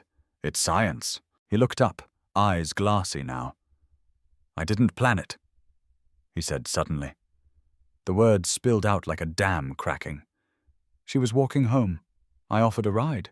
She smiled. She said yes. We talked. It was fine. Then she said something. God, I don't even remember what. And she wanted to get out of the truck. She got angry. I tried to calm her down. She hit me. Scratched me. I lost it. Just for a second. The confession came in bursts. Broken, uneven, human, he described the panic, the blow, the silence that followed, the way he drove to the creek, shaking, the way he carried her, set her down, walked away. He spoke like he was describing a dream he still didn't fully believe had been real. "I didn't mean to kill her," he said, voice cracking. "It was an accident." "No," Serrano said quietly. "It was a choice." The rest was procedure. Booking. Mugshot. Statement. Evidence log. By noon, news trucks crowded outside the courthouse. Reporters shouted questions that no one inside would answer. Why now? How did he hide so long? What did the victim's parents think? At the Price house, the phone rang again. Navarro's voice on the line was soft, steady. "We got him," she said. "It's Ellis." The silence that followed wasn't disbelief. It was devastation. The man who had carried casseroles through their front door, who had prayed with them, cried with them, hugged them, was the one who'd taken everything away. Mrs. Price said nothing for nearly a full minute. Then, quietly, "He used to help hang her posters." Navarro swallowed hard. "I know." That night, the entire town watched the evening news. They saw the man they'd trusted led away in cuffs, head bowed, lips pressed tight. They replayed old footage from the Tuileries vigil, Mark at the front row, candle in hand, tears glistening under the lights. Now those same tears looked like poison. The anchors spoke in measured tones. A shocking turn in a decades-old mystery. The suspect, described by neighbors as kind and helpful, is now charged with first-degree murder in the death of 16-year-old Hannah Price. The camera cut to Serrano walking past reporters, face unreadable. One shouted, "Detective, how does it feel to finally close the case?" He didn't stop walking. He just said, "Some cases don't close, they just end." Behind him, Navarro paused, turned toward the cameras, and spoke the only headline that mattered. 20 years later, justice finally has a name. The first night after the arrest, Redwood didn't sleep. The town lay awake with its eyes open, lit by blue TV screens and the dull glow of phones, replaying the same few seconds again and again. The footage of Mark Ellis being walked out of his own front door in cuffs. They watched his face frame by frame, looking for something they'd missed all these years. A shadow. A smirk. A crack in the mask. All they saw was a man who looked like he couldn't believe his luck had finally run out. At the Blue Star Diner, the same one where Hannah wiped down counters on her last night alive, the breakfast rush came early. People needed somewhere to be together. Forks clinked against plates. Coffee poured endlessly. The TV above the counter replayed the news on a loop. Longtime family friend and neighbor, Mark Ellis, has been charged with first-degree murder in the 2003 death of teenager Hannah Price. Every time the anchor said family friend, a few heads in the diner turned, as if the words had a physical weight. "He used to sit right there," a waitress whispered, nodding toward a corner booth. "Every Sunday after church. Eggs over easy, no onions. I thought he was just nice." A man at the counter shook his head, jaw tight. "I let that man fix my brake light," he muttered. "My daughter babysat his dog." The betrayal spread faster than the story itself. At the Price house, the curtains stayed closed. The sun tried to force its way in and failed. In the living room, the TV was off. No need to watch what they were already living. Hannah's mother sat at the same kitchen table where, 20 years earlier, she'd watched the clock and prayed her daughter would walk through the door. The chair across from her was empty now, but the space felt crowded with memories, each one sharper than the last. On the table lay the morning paper. She hadn't opened it. She didn't need to see his name in print to know it was real. Her husband paced the length of the hallway, then stopped, hands on the back of his neck. "He prayed with us," he said, voice rough.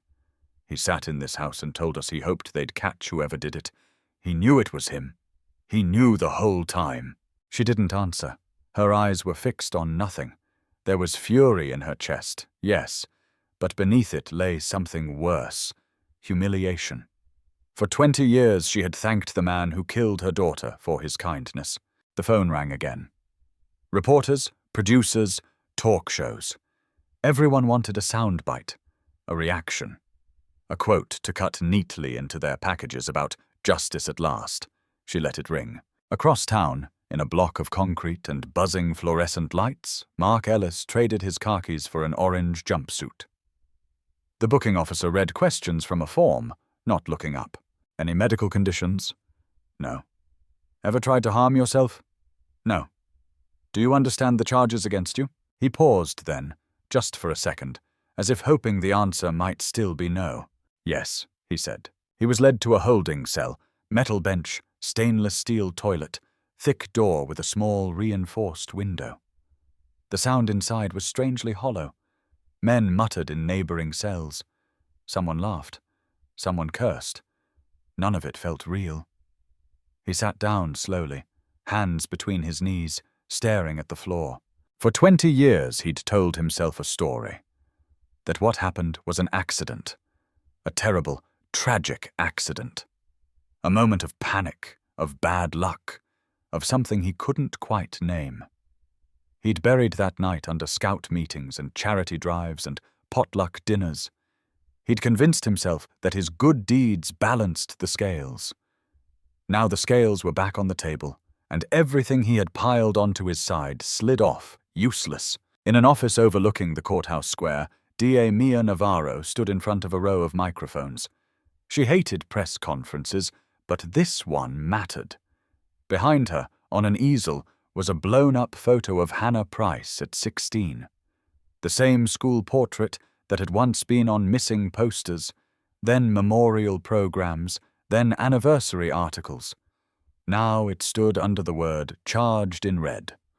Today, Navarro said, cameras clicking like insects, we announced the arrest of 56-year-old Mark Ellis for the murder of 16-year-old Hannah Price in August of 2003.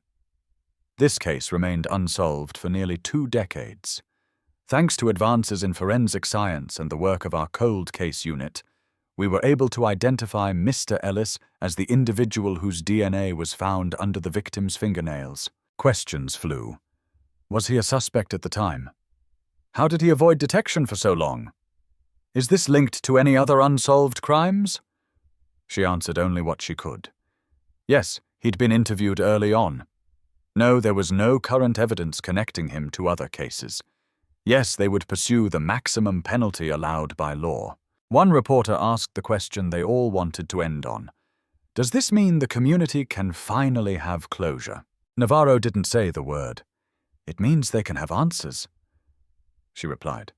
Closure is something they'll have to decide for themselves. In a different part of the building, a criminal defense attorney dropped a file onto a table and sighed. Trent Calloway. Sharp suit, sharper instincts. He'd defended oil executives, drug runners, dirty cops. This case was different. This case came with 20 years of grief attached. He opened the folder labeled Ellis, Mark, and skimmed the summary. DNA match. Confession. Public outrage. Not exactly a defense attorney's dream. Across from him, escorted in with cuffs and a deputy, Mark sat down. The orange had already drained color from his face. I'm your lawyer, Calloway said. You don't say another word about this case to anyone but me. Not to guards, not to other inmates, not to your wife on the phone. You understand? I told them it was an accident, Mark said, voice thin. I told them I didn't mean to. Doesn't matter what you meant, Calloway cut in. Matters what they can prove. And right now, they can prove your DNA was under a dead girl's nails and you admitted being there. Mark swallowed hard. So that's it then. I'm done. Not necessarily, Calloway said. Intent is the battlefield. They want premeditated murder. Life without parole. Maybe worse, depending on how they charge. We argue heat of the moment, lack of planning, no prior record. We argue panic, not predation. That can mean the difference between dying in prison and not. I'm not a monster, Mark said quietly. That's for 12 strangers to decide, Calloway replied. My job is to make them hesitate before using that word. In the coming days, word spread that Ellis planned to plead not guilty. It was a legal strategy more than a stance, but the phrase cut through town like broken glass. Not guilty. At the arraignment, the courthouse filled fast. Faces pressed to the glass windows. The line for the security checkpoint snaked down the steps. Inside, the air felt too thin. Hannah's parents sat in the front row of the gallery, hands clenched together so tightly their fingers blanched. Serrano stood behind them, near the aisle, a silent wall. Navarro sat at the prosecution table, surrounded by files and notes. The judge entered, robes swishing. All rise. When they brought Mark in, shackles clinking softly, the room leaned forward. He kept his eyes straight ahead, not looking left or right. He didn't look for familiar faces. Maybe he knew what he'd see in them now. The clerk read the charges. Count 1, murder in the first degree. Count 2, tampering with evidence. How do you plead? The room held its breath. Not guilty, Mark said. The words landed like a slap. Mrs. Price flinched. Her husband's jaw clenched. Somewhere in the back, someone hissed under their breath. A deputy shot them a warning look. Navarro's expression didn't change, but a part of her wanted to stand up and shout. Instead, she let procedure do the talking. She argued for no bail, flight risk, danger to the community, the severity of the charges, the years he'd lived a lie. Calloway lobbied for house arrest, monitored release, anything that let his client sleep in his own bed. The judge listened, tapped his pen once, twice, then made his ruling. Bail is denied. The defendant will remain in county custody pending trial. A low murmur rippled through the courtroom. Hannah's mother exhaled a breath she didn't know she'd been holding. For the first time in 20 years, the man who killed her daughter was going to sleep behind bars. Outside, the courthouse steps exploded with microphones. Mrs. Price, how do you feel about the plea? Do you believe justice is finally being served? Do you forgive him? She didn't answer. She couldn't. The words they wanted were not words she had. Serrano moved them through the crowd like a shield. Navarro gave a brief statement, calculated and calm, trial forthcoming, confident in the evidence, grateful for the community's patience. Back in their living room that night, the Prices sat in silence. The TV was on this time, the sound low. A talking head recapped the day in the language of television. Stunning twist, community divided. Decades-old mystery. The host tilted his head sympathetically. Some say no sentence will ever be enough after so long, he said. Others question whether a man who lived an apparently decent life for 20 years should spend the rest of it in prison for a crime he calls a tragic accident. Hannah's father picked up the remote and turned the TV off mid-sentence. He left her in the creek, he said. He didn't run for help. He dumped her like she was trash. That's not an accident. His wife stared at Hannah's photo on the mantel. 16 forever. She tried to imagine the years her daughter should have had. College, jobs, friendships, maybe a family of her own. All the small, ordinary things Mark Ellis had given himself. An accident is when you drop a plate, she said softly. He dropped a life. In his cell, Mark lay on the thin mattress, staring at the ceiling. Sounds filtered in. Laughter from another inmate, a guard's radio, someone snoring. The world had shrunk to concrete and steel. He tried to remember the exact moment everything had gone wrong. Not the blow. That was obvious. The moment before. When he could have let her get out of the truck. When he could have driven away, let her walk under the streetlights toward home. He'd chosen differently. Jury selection loomed on the calendar now, circled in red on Navarro's wall. She and her team began building the story they would tell 12 strangers. A story of trust betrayed, of a safe ride offered, and turned into a trap. Of a girl fighting so hard for her life that she tore skin from her killer's body. We keep it simple, she told Serrano during prep. No theatrics, Just the evidence and the lie. 20 years of pretending to be a hero while knowing he was the villain. What about motive? One junior prosecutor asked. Why her? Why then? Navarro shook her head. Juries like motive, but they don't need it. Sometimes evil isn't a grand plan. Sometimes it's just a small man with a temper and an opportunity. In Redwood, lines began to form in places people couldn't see. Some refused to believe the charges at all. No way Mark did that, they said in hushed voices after church. He's always been so good, so helpful. Others turned on themselves. How could we have missed it? What does that say about us? Most, though, stood somewhere in the middle, stunned, numb, waiting for a verdict to tell them what to think. The pastor rehearsed what he'd say from the pulpit that Sunday. He had baptized children with Mark standing beside their parents. He had shaken his hand at the door every week. Now he had to look his congregation in the eye and remind them that wolves sometimes look exactly like sheep.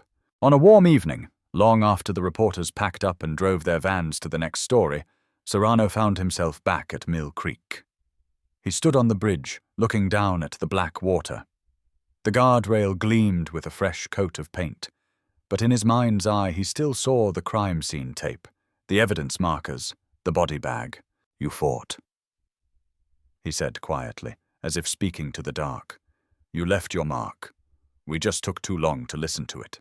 He pulled a small photograph from his pocket, a copy of her school picture, edges worn soft. He'd carried it so long it felt like it belonged there. He let himself imagine, just for a moment, what it might have felt like to walk into the Price house 20 years earlier and say, "We got him," instead of waiting 2 decades. The wind shifted. The surface of the water rippled. Cicadas screamed their endless summer chorus. The town around him looked the same as it always had. Same streets, same houses, same church steeple in the distance. But something fundamental had broken. Trust doesn't show up on a map, but when it's gone, everyone feels the empty space. The cold case was no longer cold. The file now sat front and center on Navarro's desk, trial date stamped, witness list growing. But in the quiet corners of Redwood, in kitchens, in bedrooms, in the space between past and future, the chill remained. Because solving a murder doesn't rewind a single night. It doesn't unwalk a mile. It doesn't bring back a girl who should have made it home. It just shines a harsh, unforgiving light on what was hiding there all along. Jury selection in a town like Redwood is less about finding 12 strangers and more about choosing which version of the same memory you want in the box. The courthouse doors opened at 8 sharp, letting in a stream of people who already knew each other, already knew the case, already knew the girl whose name was printed at the top of every form they signed. They filled out questionnaires in cramped chairs, pens scratching answers under fluorescent light. Do you know the defendant? Most wrote yes. Do you know the victim's family? Yes again. Have you formed an opinion about the case? That question made hands hesitate, eyes flicker. Some wrote no, lying politely. Some wrote yes, pressing hard enough to nearly tear the paper. Navarro watched from the prosecution table as potential jurors were called up one by one. The judge asked the usual questions, but nothing about this was usual. How impartial can you be when you've walked past a dead girl's photo in your church lobby for 20 years? How neutral can you feel when you've shared coffee with the man now sitting at the defense table, wearing a tie instead of chains, staring down at his hands as if they belonged to someone else? Can you set aside what you think you know and focus only on the evidence presented in this courtroom? The judge asked. I'll try, most of them said. Trying would have to be enough. Serrano sat behind Navarro, legal pad untouched in front of him. He scanned faces, hunting for doubt, for sympathy, for that flicker of reluctance that might tilt the scales. The defense team did the same, their questions aimed like scalpels. Mr. Harlan, you said you once worked with Mr. Ellis on a fundraiser. Would that make you more likely to trust him, or less? Ma'am, you've attended vigils for the victim. Do you think you can presume the defendant innocent? The woman's mouth flattened. "I can listen," she said. It was the closest thing to honesty anyone had offered all day. It took 3 days to seat 12 jurors and 2 alternates. When they were finally sworn in, their faces were a collage of Redwood itself. A grocery store manager, a retired teacher, a mechanic, a young mother, a bank clerk, a rancher whose hands still carried the faint marks of rope. They filed into the box, taking their places like actors in a tragedy they never auditioned for. The first day of trial dawned hot, sky bleached white. By 7:30 a.m., the courthouse steps were covered in cameras again. Reporters rehearsed into microphones, makeup melting under the sun. Radio hosts called it the Creek Trial. Bloggers added tags. Small town, murder, #cold case cracked.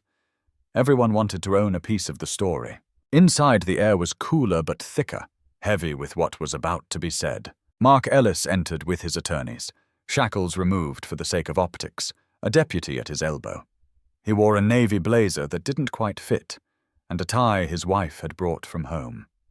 He looked smaller in person than on the screen, but the gravity around him was enormous. He glanced once toward the gallery, as if hoping to see a friendly face. The only eyes meeting his were hard. At the other table, Navarro stacked her files in neat, lethal piles. She glanced at the Price family, seated in the front row. Mr. Price's jaw was clenched so tightly she could see the muscle twitch from across the room.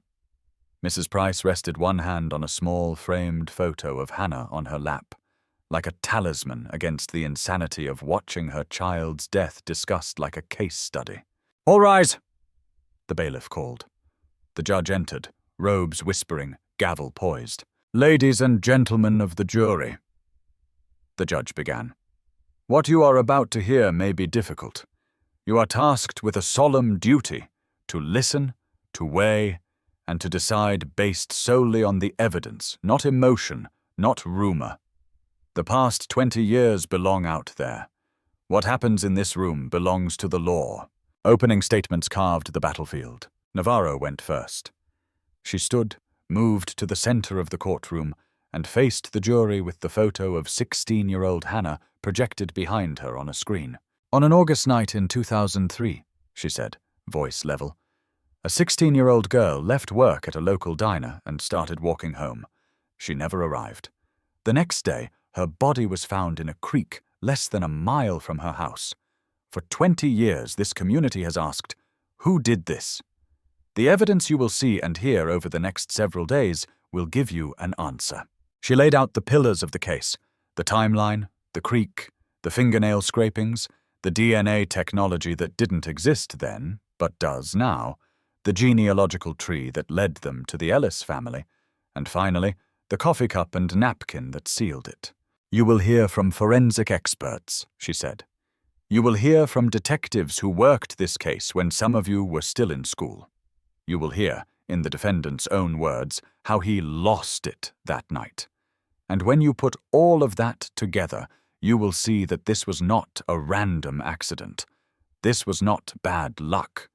This was a choice, made by the man seated at that table." She pointed, once. The jurors followed her hand. Mark kept staring at the wood grain in front of him. Then it was Calloway's turn. He didn't walk to the center of the room. He stayed near his client, one hand resting lightly on the back of the chair behind him. His voice was calm, almost conversational. 20 years ago, a tragedy happened in this town, he began. "We don't dispute that. Hannah Price died. Nothing we say here will change that, and nothing will make her loss easier." He paused, letting the acknowledgement settle. "But what the state will ask you to believe," he continued, "is that my client, a man with no record, no history of violence, no pattern of predation, is a cold-blooded killer who has spent 20 years hiding in plain sight. They will show you numbers and charts and tell you that science has solved this mystery. But science is only as good as the story you build around it." He leaned in slightly. Mark Ellis did offer Hannah a ride that night. He did lose his temper. It was wrong. It was terrible. But it was not planned. It was not calculated. There was no stalking, no plotting, no intent to end a life. In the chaos of that moment, a panicked man made worse and worse decisions. That may make him guilty of something, but it does not automatically make him guilty of murder in the first degree. He turned to the jury. The law asks you not only what happened, but how and why. When you strip away the headlines and the outrage, I believe you will see that this was a tragic accident, not the act of a monster the state wants you to see. The word hung there, testing the room. Monster. A label waiting for a signature. Witnesses began. The first day was foundation. The deputy who responded to the initial missing person call, the volunteer who found the shoe by the creek, the medical examiner who walked them through autopsy findings in a voice so clinical it felt obscene. Cause of death, blunt force trauma to the head. Defensive wounds on the arms. Bruising consistent with gripping, with being dragged. Jurors shifted in their seats. Some swallowed hard. One older man clenched his hands together so tightly his knuckles went white. The most brutal images stayed in sealed folders. Navarro described them instead. Cold fact in place of graphic display. They didn't need gore to feel the violence. The words were enough. Then came the science. Jordan Kim took the stand holding charts and slides, the quiet confidence of someone used to explaining the future to people stuck in the past. He talked about DNA, about alleles and loci, about matching patterns. The judge let the technical terms flow, trusting the summary would cut through. In simple terms, Navarro asked, what did you find when you compared the DNA recovered from under Hannah Price's fingernails with the DNA recovered from the defendant's discarded coffee cup? An exact match at all tested locations, Jordan replied. The probability of that match happening by chance with an unrelated person is astronomically low. How low? Less than 1 in several trillion. And did you also perform genealogical analysis to identify potential relatives of the unknown contributor? Yes, that analysis led us to a family line present in Redwood at the time of the crime. Further testing established that the DNA belonged specifically to Mr. Ellis. The defense cross-examination came hard. DNA under fingernails means contact, doesn't it? Calloway pressed. Not necessarily a fight. Could be a handshake, a hug. This was a small town. People touched. You're telling this jury you can date that DNA to an exact night from 20 years ago? No, Jordan said calmly. I can say that DNA was present under the victim's nails when they were collected during autopsy. Combined with the presence of defensive wounds, that suggests a struggle. But you can't tell them in what context that DNA was left. Jordan paused, choosing his words carefully. The scientific evidence is consistent with the victim scratching her attacker. The jury wrote that down. Scratching her attacker, not scratching a neighbor. When Hannah's mother took the stand, the courtroom turned into a pressure cooker. Navarro didn't need to guide her much. The questions were simple. The answers were knives. Describe your daughter, Navarro asked. She talked about a girl who sang off-key but loud in the shower, who always wrote her name with a star over the I in Hannah, who complained about curfew but always followed it. A girl who wanted to leave Redwood for a bigger city but still hugged her mother every night before bed. Do you see the person who took her from you in this courtroom? Navarro asked. Her eyes flicked once, laser sharp, to the defense table. Yes, she said. He's wearing a blue tie. Objection! Calloway snapped. Conclusion, Your Honor. Sustained. The judge said. The jury will disregard that. But they wouldn't. They couldn't. You can't unhear a mother naming the man who killed her child. On cross, Calloway was gentle but firm. He had to be. Mrs. Price, you've known my client for many years, correct? Yes. And in all that time, did you ever see him behave violently toward anyone? Raise his voice? Threaten a child? No, she said. Never. So your belief that he killed your daughter is based on what the state has told you, not anything you witnessed with your own eyes. She stared at him for a long moment, then answered, My belief is based on the fact that my daughter came home in a box. She said, He knew that and he brought me food. The judge called a brief recess after that.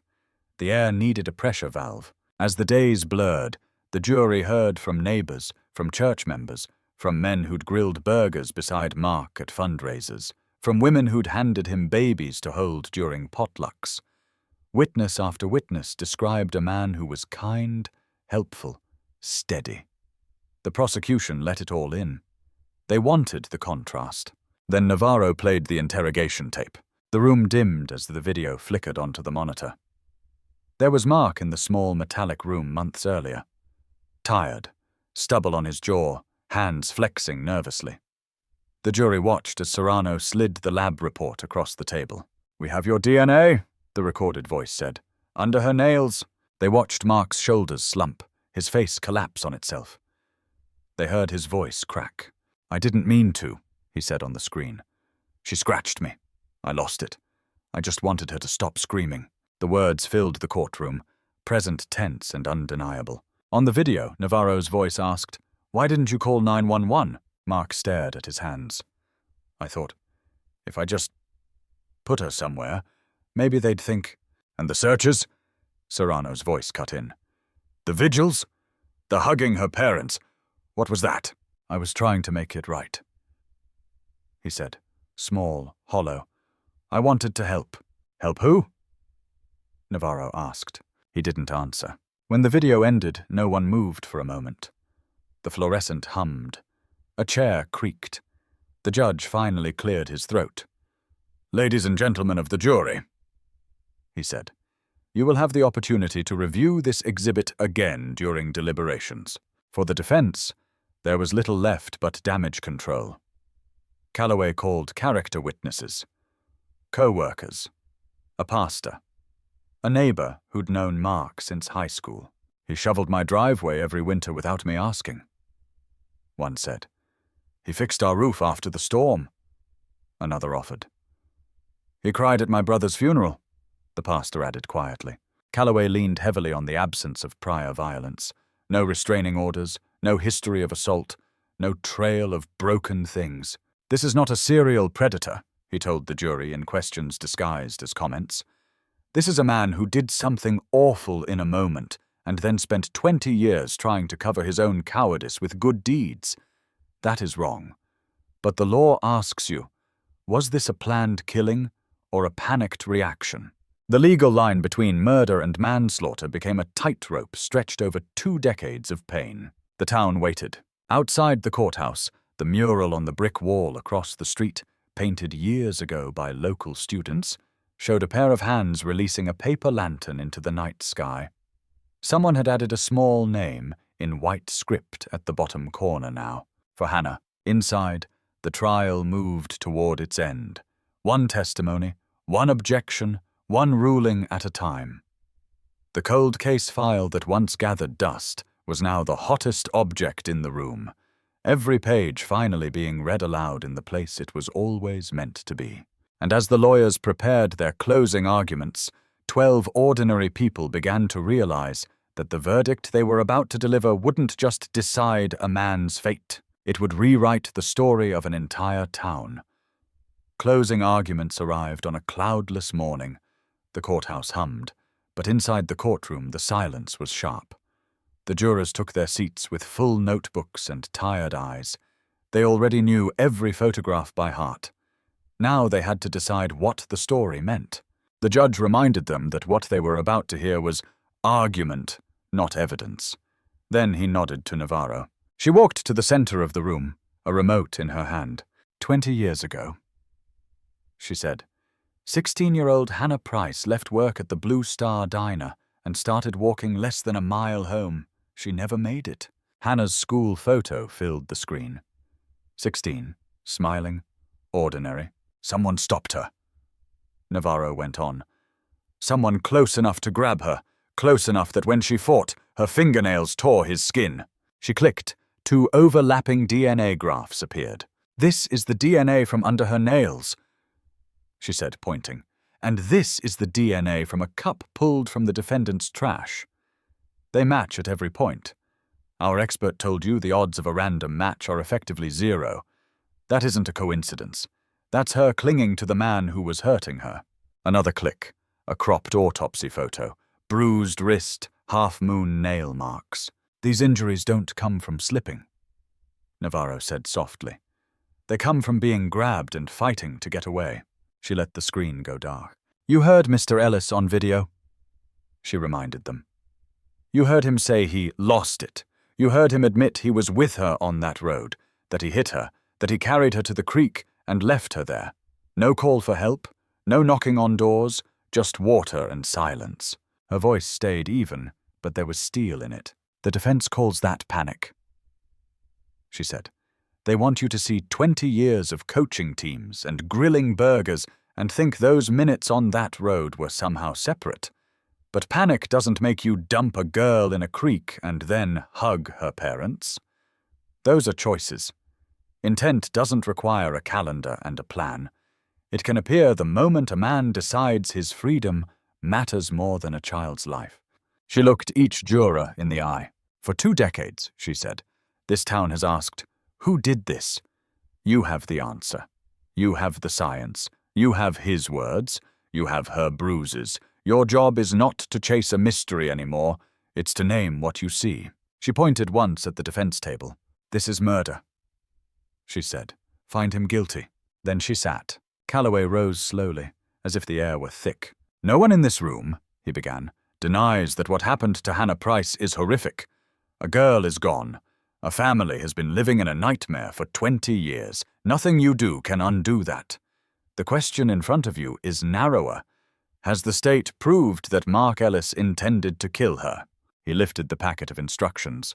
The law, he said, requires intent for murder, a conscious objective to cause death or serious harm. The state wants you to jump from a terrible outcome to a conclusion about what was in his head. They ask you to let 20 years of lies and guilt rewrite an entire life as the story of a monster. He nodded toward his client. You heard no evidence that he stalked her, he said. No evidence of prior violence. What you heard is that he lost control, lashed out, and then, like a coward, tried to hide it. That is awful. That is criminal. But the law has another word for causing death through reckless, out-of-control behavior without a specific intent to kill. Manslaughter. He met the jurors' eyes one by one. You may hate that word here, he said. You may feel it is too small. But your oath is not to match punishment to pain. It is to apply the law to the facts. If you have any reasonable doubt that he meant for her to die, you cannot call this murder. He sat. The judge's instructions followed, long and precise. He explained reasonable doubt, how to weigh experts, how to treat the confession, the difference between murder and a lesser offense. Then the bailiff led the jurors down a hallway to a plain door. It closed with a soft click. In the corridor, people drifted into small clusters. Navarro put her hand on the top of the Hannah file and just left it there for a moment. Serrano leaned against the wall, staring at the floor, hearing the interrogation tape in his head. The Prices sat together on a bench, hands locked, saying nothing. Inside the deliberation room, 12 people took their places around a scarred table. Notebooks lay open, instructions stacked in the middle. For a long minute, no one spoke. First things first, the retired teacher finally said. Does anybody think he didn't do it at all? No one raised a hand. So the question, she said, is what we call what he did. The discussion moved in slow circles. The grocery manager saw murder immediately. He hit her, carried her, dumped her, and lied for 20 years. He said, What else is it?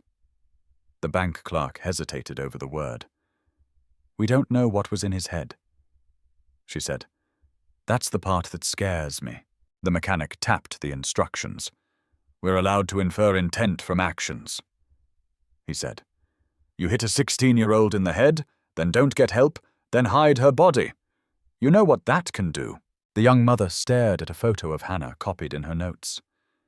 He had chance after chance to stop, she said quietly. Every time, he chose himself. They took a first vote, 9 for murder, 3 for a lesser charge. The 3 weren't excusing him. They were stuck on the weight of the word.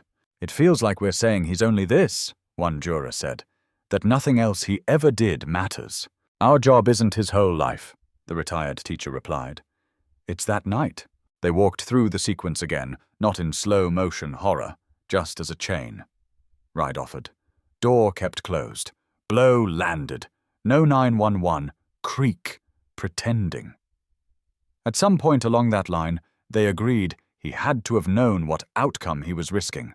By mid-afternoon, they were repeating the same arguments. The rancher, quiet until then, finally spoke. I've put down animals, he said. You know when something can't get up again. You know when you're choosing. He may not have left his house planning it, but he sure made every decision after that like her living wasn't his problem anymore. That's enough intent for me. They voted again. 12 folded slips went into the center of the table. The foreperson opened them, one by one. Guilty, guilty, guilty. All 12. When the buzzer sounded and the note went out, the courtroom filled in minutes. Navarro straightened. Calloway's jaw went hard. The Prices took the front row, hands clenched. Serrano stood at the back, arms folded, as if bracing. Mark Ellis was brought in, cuffs hidden under his sleeves, flanked by deputies. He didn't look at the gallery this time. The jurors filed back in, faces carefully blank. Madam Foreperson, the judge said, has the jury reached a unanimous verdict? Yes, Your Honor. He handed the paper back to her. Please read your verdict. She stood, voice shaking only slightly. On the charge of murder in the first degree of Hannah Price, she said, we, the jury, find the defendant, Mark Ellis, guilty. The word hung for a fraction of a second. Then everything moved. A cry ripped from the front row as Hannah's mother folded around the framed photo in her hands. Her husband pulled her close, eyes locked on the man they'd once called a friend.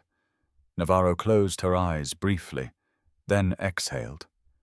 Serrano's shoulders dropped, as if someone had finally let him put something down he'd carried too long. At the defense table, Calloway's hand landed on Mark's arm. We'll look at appeals, he said, because that's what you say when there's nothing left but paperwork. Mark stared straight ahead, as if the word guilty had landed somewhere just behind him, and he refused to turn and see it. The judge thanked the jurors, told them they had done their duty, and released them. Sentencing will be scheduled at a later date, he added. Court is adjourned. The gavel fell. For the first time in 20 years, the question hanging over Mill Creek had a single, legal answer. The case that had once sat in a drawer labeled cold case was now something else entirely. Solved. Everything else, the grief, the anger, the empty space where a 16-year-old should have grown up, remained untouched. Verdict day turned to evening under a bruised sky. Outside the courthouse, the air was thick with humidity and voices. Reporters shouted over each other, lights burned too bright, microphones thrust toward anyone who might give a quote. A verdict like this doesn't just close a case. It reopens every old wound the town ever buried. The jury has spoken, one anchor announced into her camera.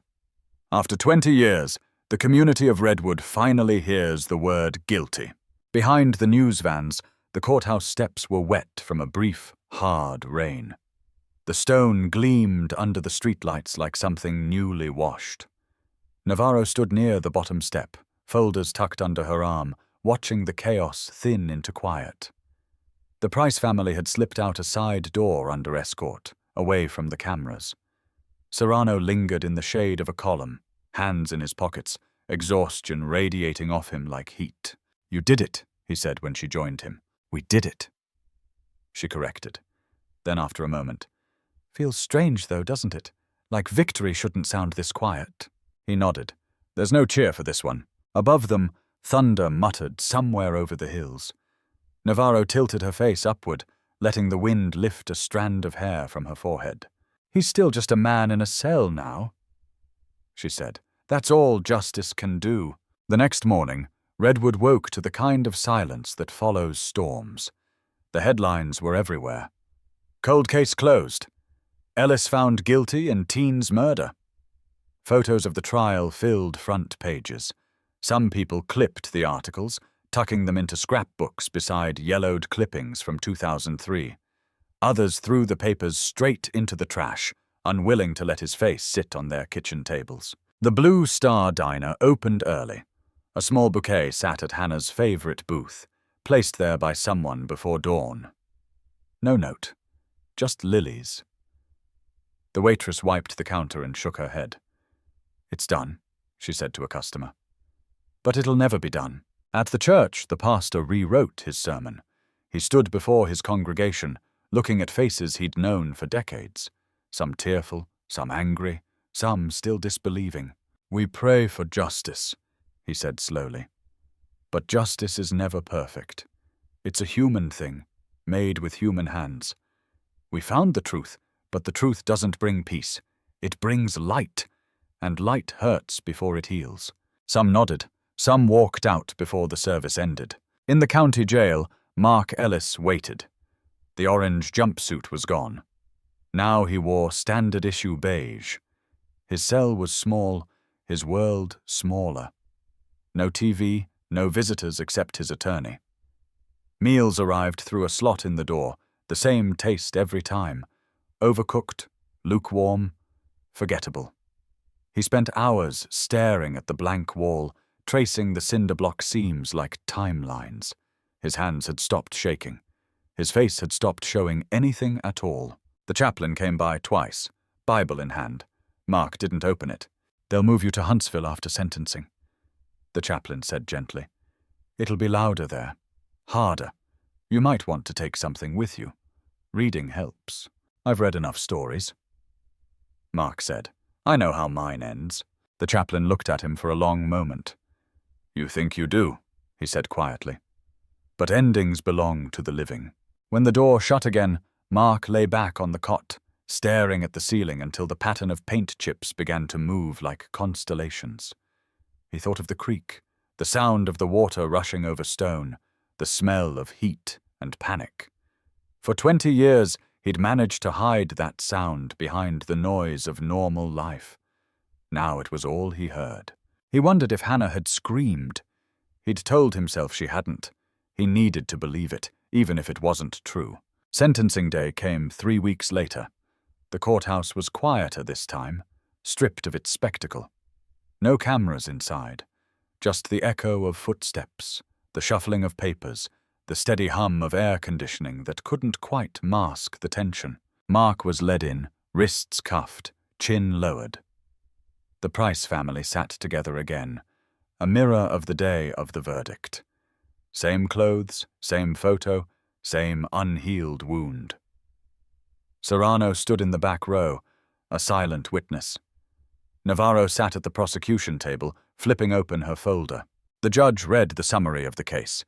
20 years concealed, confession recorded, verdict unanimous. "The court acknowledges the extraordinary delay in bringing this matter to justice," he said. "But justice delayed is not justice denied." He asked if the family wished to make a statement. Mrs. Price stood, small in stature but unshakable. Her voice trembled at first, then steadied. "For 20 years, I woke up every morning wondering if the person who killed my daughter was drinking coffee somewhere, watching the news, living a good life. And he was, right here among us. He hugged me. He told me to have faith. Every day that he breathed free was another theft." She looked directly at Mark. "You took my child. You took my peace. And then you took my kindness and used it to hide yourself. I don't forgive you. I don't hate you either. I just want to never say your name again." She sat down, trembling but unbroken. Navarro rose next. "Your Honor, the state recommends the maximum allowable sentence, life imprisonment without the possibility of parole. The defendant did not simply kill. He deceived. He made this town complicit in its own nightmare." Calloway stood last. His tone was subdued, almost reverent. "Your Honor, the defense acknowledges the verdict. We ask only that the court consider the absence of prior crimes, his cooperation, and his age. Mr. Ellis will die behind bars regardless of the number you choose. Mercy costs nothing here." The judge nodded once, then spoke the words that would follow Mark for whatever remained of his life. "Mark Ellis, You are sentenced to life imprisonment without the possibility of parole. You will be transferred to the custody of the Texas Department of Criminal Justice to serve out your sentence. May the weight of your actions remain with you." The gavel struck wood, sharp, final. Mark closed his eyes, the sound reverberating in his skull like a door slamming shut. He didn't look at anyone as they led him away. Not the judge, not the lawyers, not the family. Maybe he knew that every eye in the room had already stopped seeing him as a person. Outside, rain began to fall again. Navarro stood under the courthouse awning, file clutched to her chest. Serrano joined her, collar turned up. They watched the transfer van roll away, its tail lights fading into the grey. "He'll die in there," Serrano said. "Good." Navarro replied, then paused. "No, not good. Just right." He nodded. "There's a difference. They didn't say goodbye. They didn't need to. Cases like this don't end with closure, just with silence that lasts a lifetime." Months passed. The story drifted from national headlines back to local memory. True crime podcasts called it the Creek Confession. Television specials arrived, then vanished. Other tragedies replaced it. But in Redwood, time never quite moved forward. At the diner, a small framed photo of Hannah stayed behind the register, right next to the "No checks accepted" sign. Every new waitress asked who she was. The older staff just said, "Someone who should have made it home." At the high school, a scholarship fund bore her name. Each year, the winner stood on stage and promised to make the world a little safer. Some meant it, some just wanted the money. But every speech ended with a moment of silence that filled the gym like an ache. The Price house eventually sold. The parents moved away, closer to family. The new owners painted the front door blue and planted roses.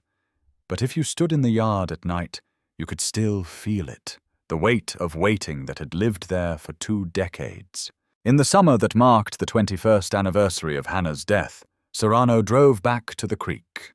He parked where the old bridge met the water, where grass had reclaimed what used to be tape and spotlight. He walked down the slope, shoes sinking into soft dirt. The air smelled of algae and warm rain. He stopped at the edge of the water. The ripples moved lazily, unbothered. He knelt, brushed his fingers against the surface, then tossed a single white stone into the current. "For the time we lost," he murmured. When he straightened, a young reporter approached from the road, early 20s, voice recorder in hand. "Detective Serrano?" she asked. "I'm with the Ledger. I'm writing a piece about the case, about closure, what it means to finally have answers." He smiled, tired. "Answers are overrated," he said. "They don't change the story. They just stop the guessing." She frowned. "But isn't that what justice is? Stopping the guessing?" "Maybe," he said. "But when you spend 20 years chasing ghosts, catching one doesn't make the others leave. It just reminds you how many are still out there." He started back toward his car, the gravel crunching under his boots. Behind him, the creek whispered the same endless sound it had the night Hannah died. Not loud, not angry, just there, eternal, indifferent, carrying everything away. That night, in her office, Navarro boxed up the file. She labeled it simply, State v. Ellis, closed. Her pen hesitated over the word closed, as if the ink itself doubted it. She sealed the lid, stacked it among hundreds of others, and turned off the light. The hallway outside was empty. Her heels clicked against the tile, echoing down into silence. She thought about Hannah's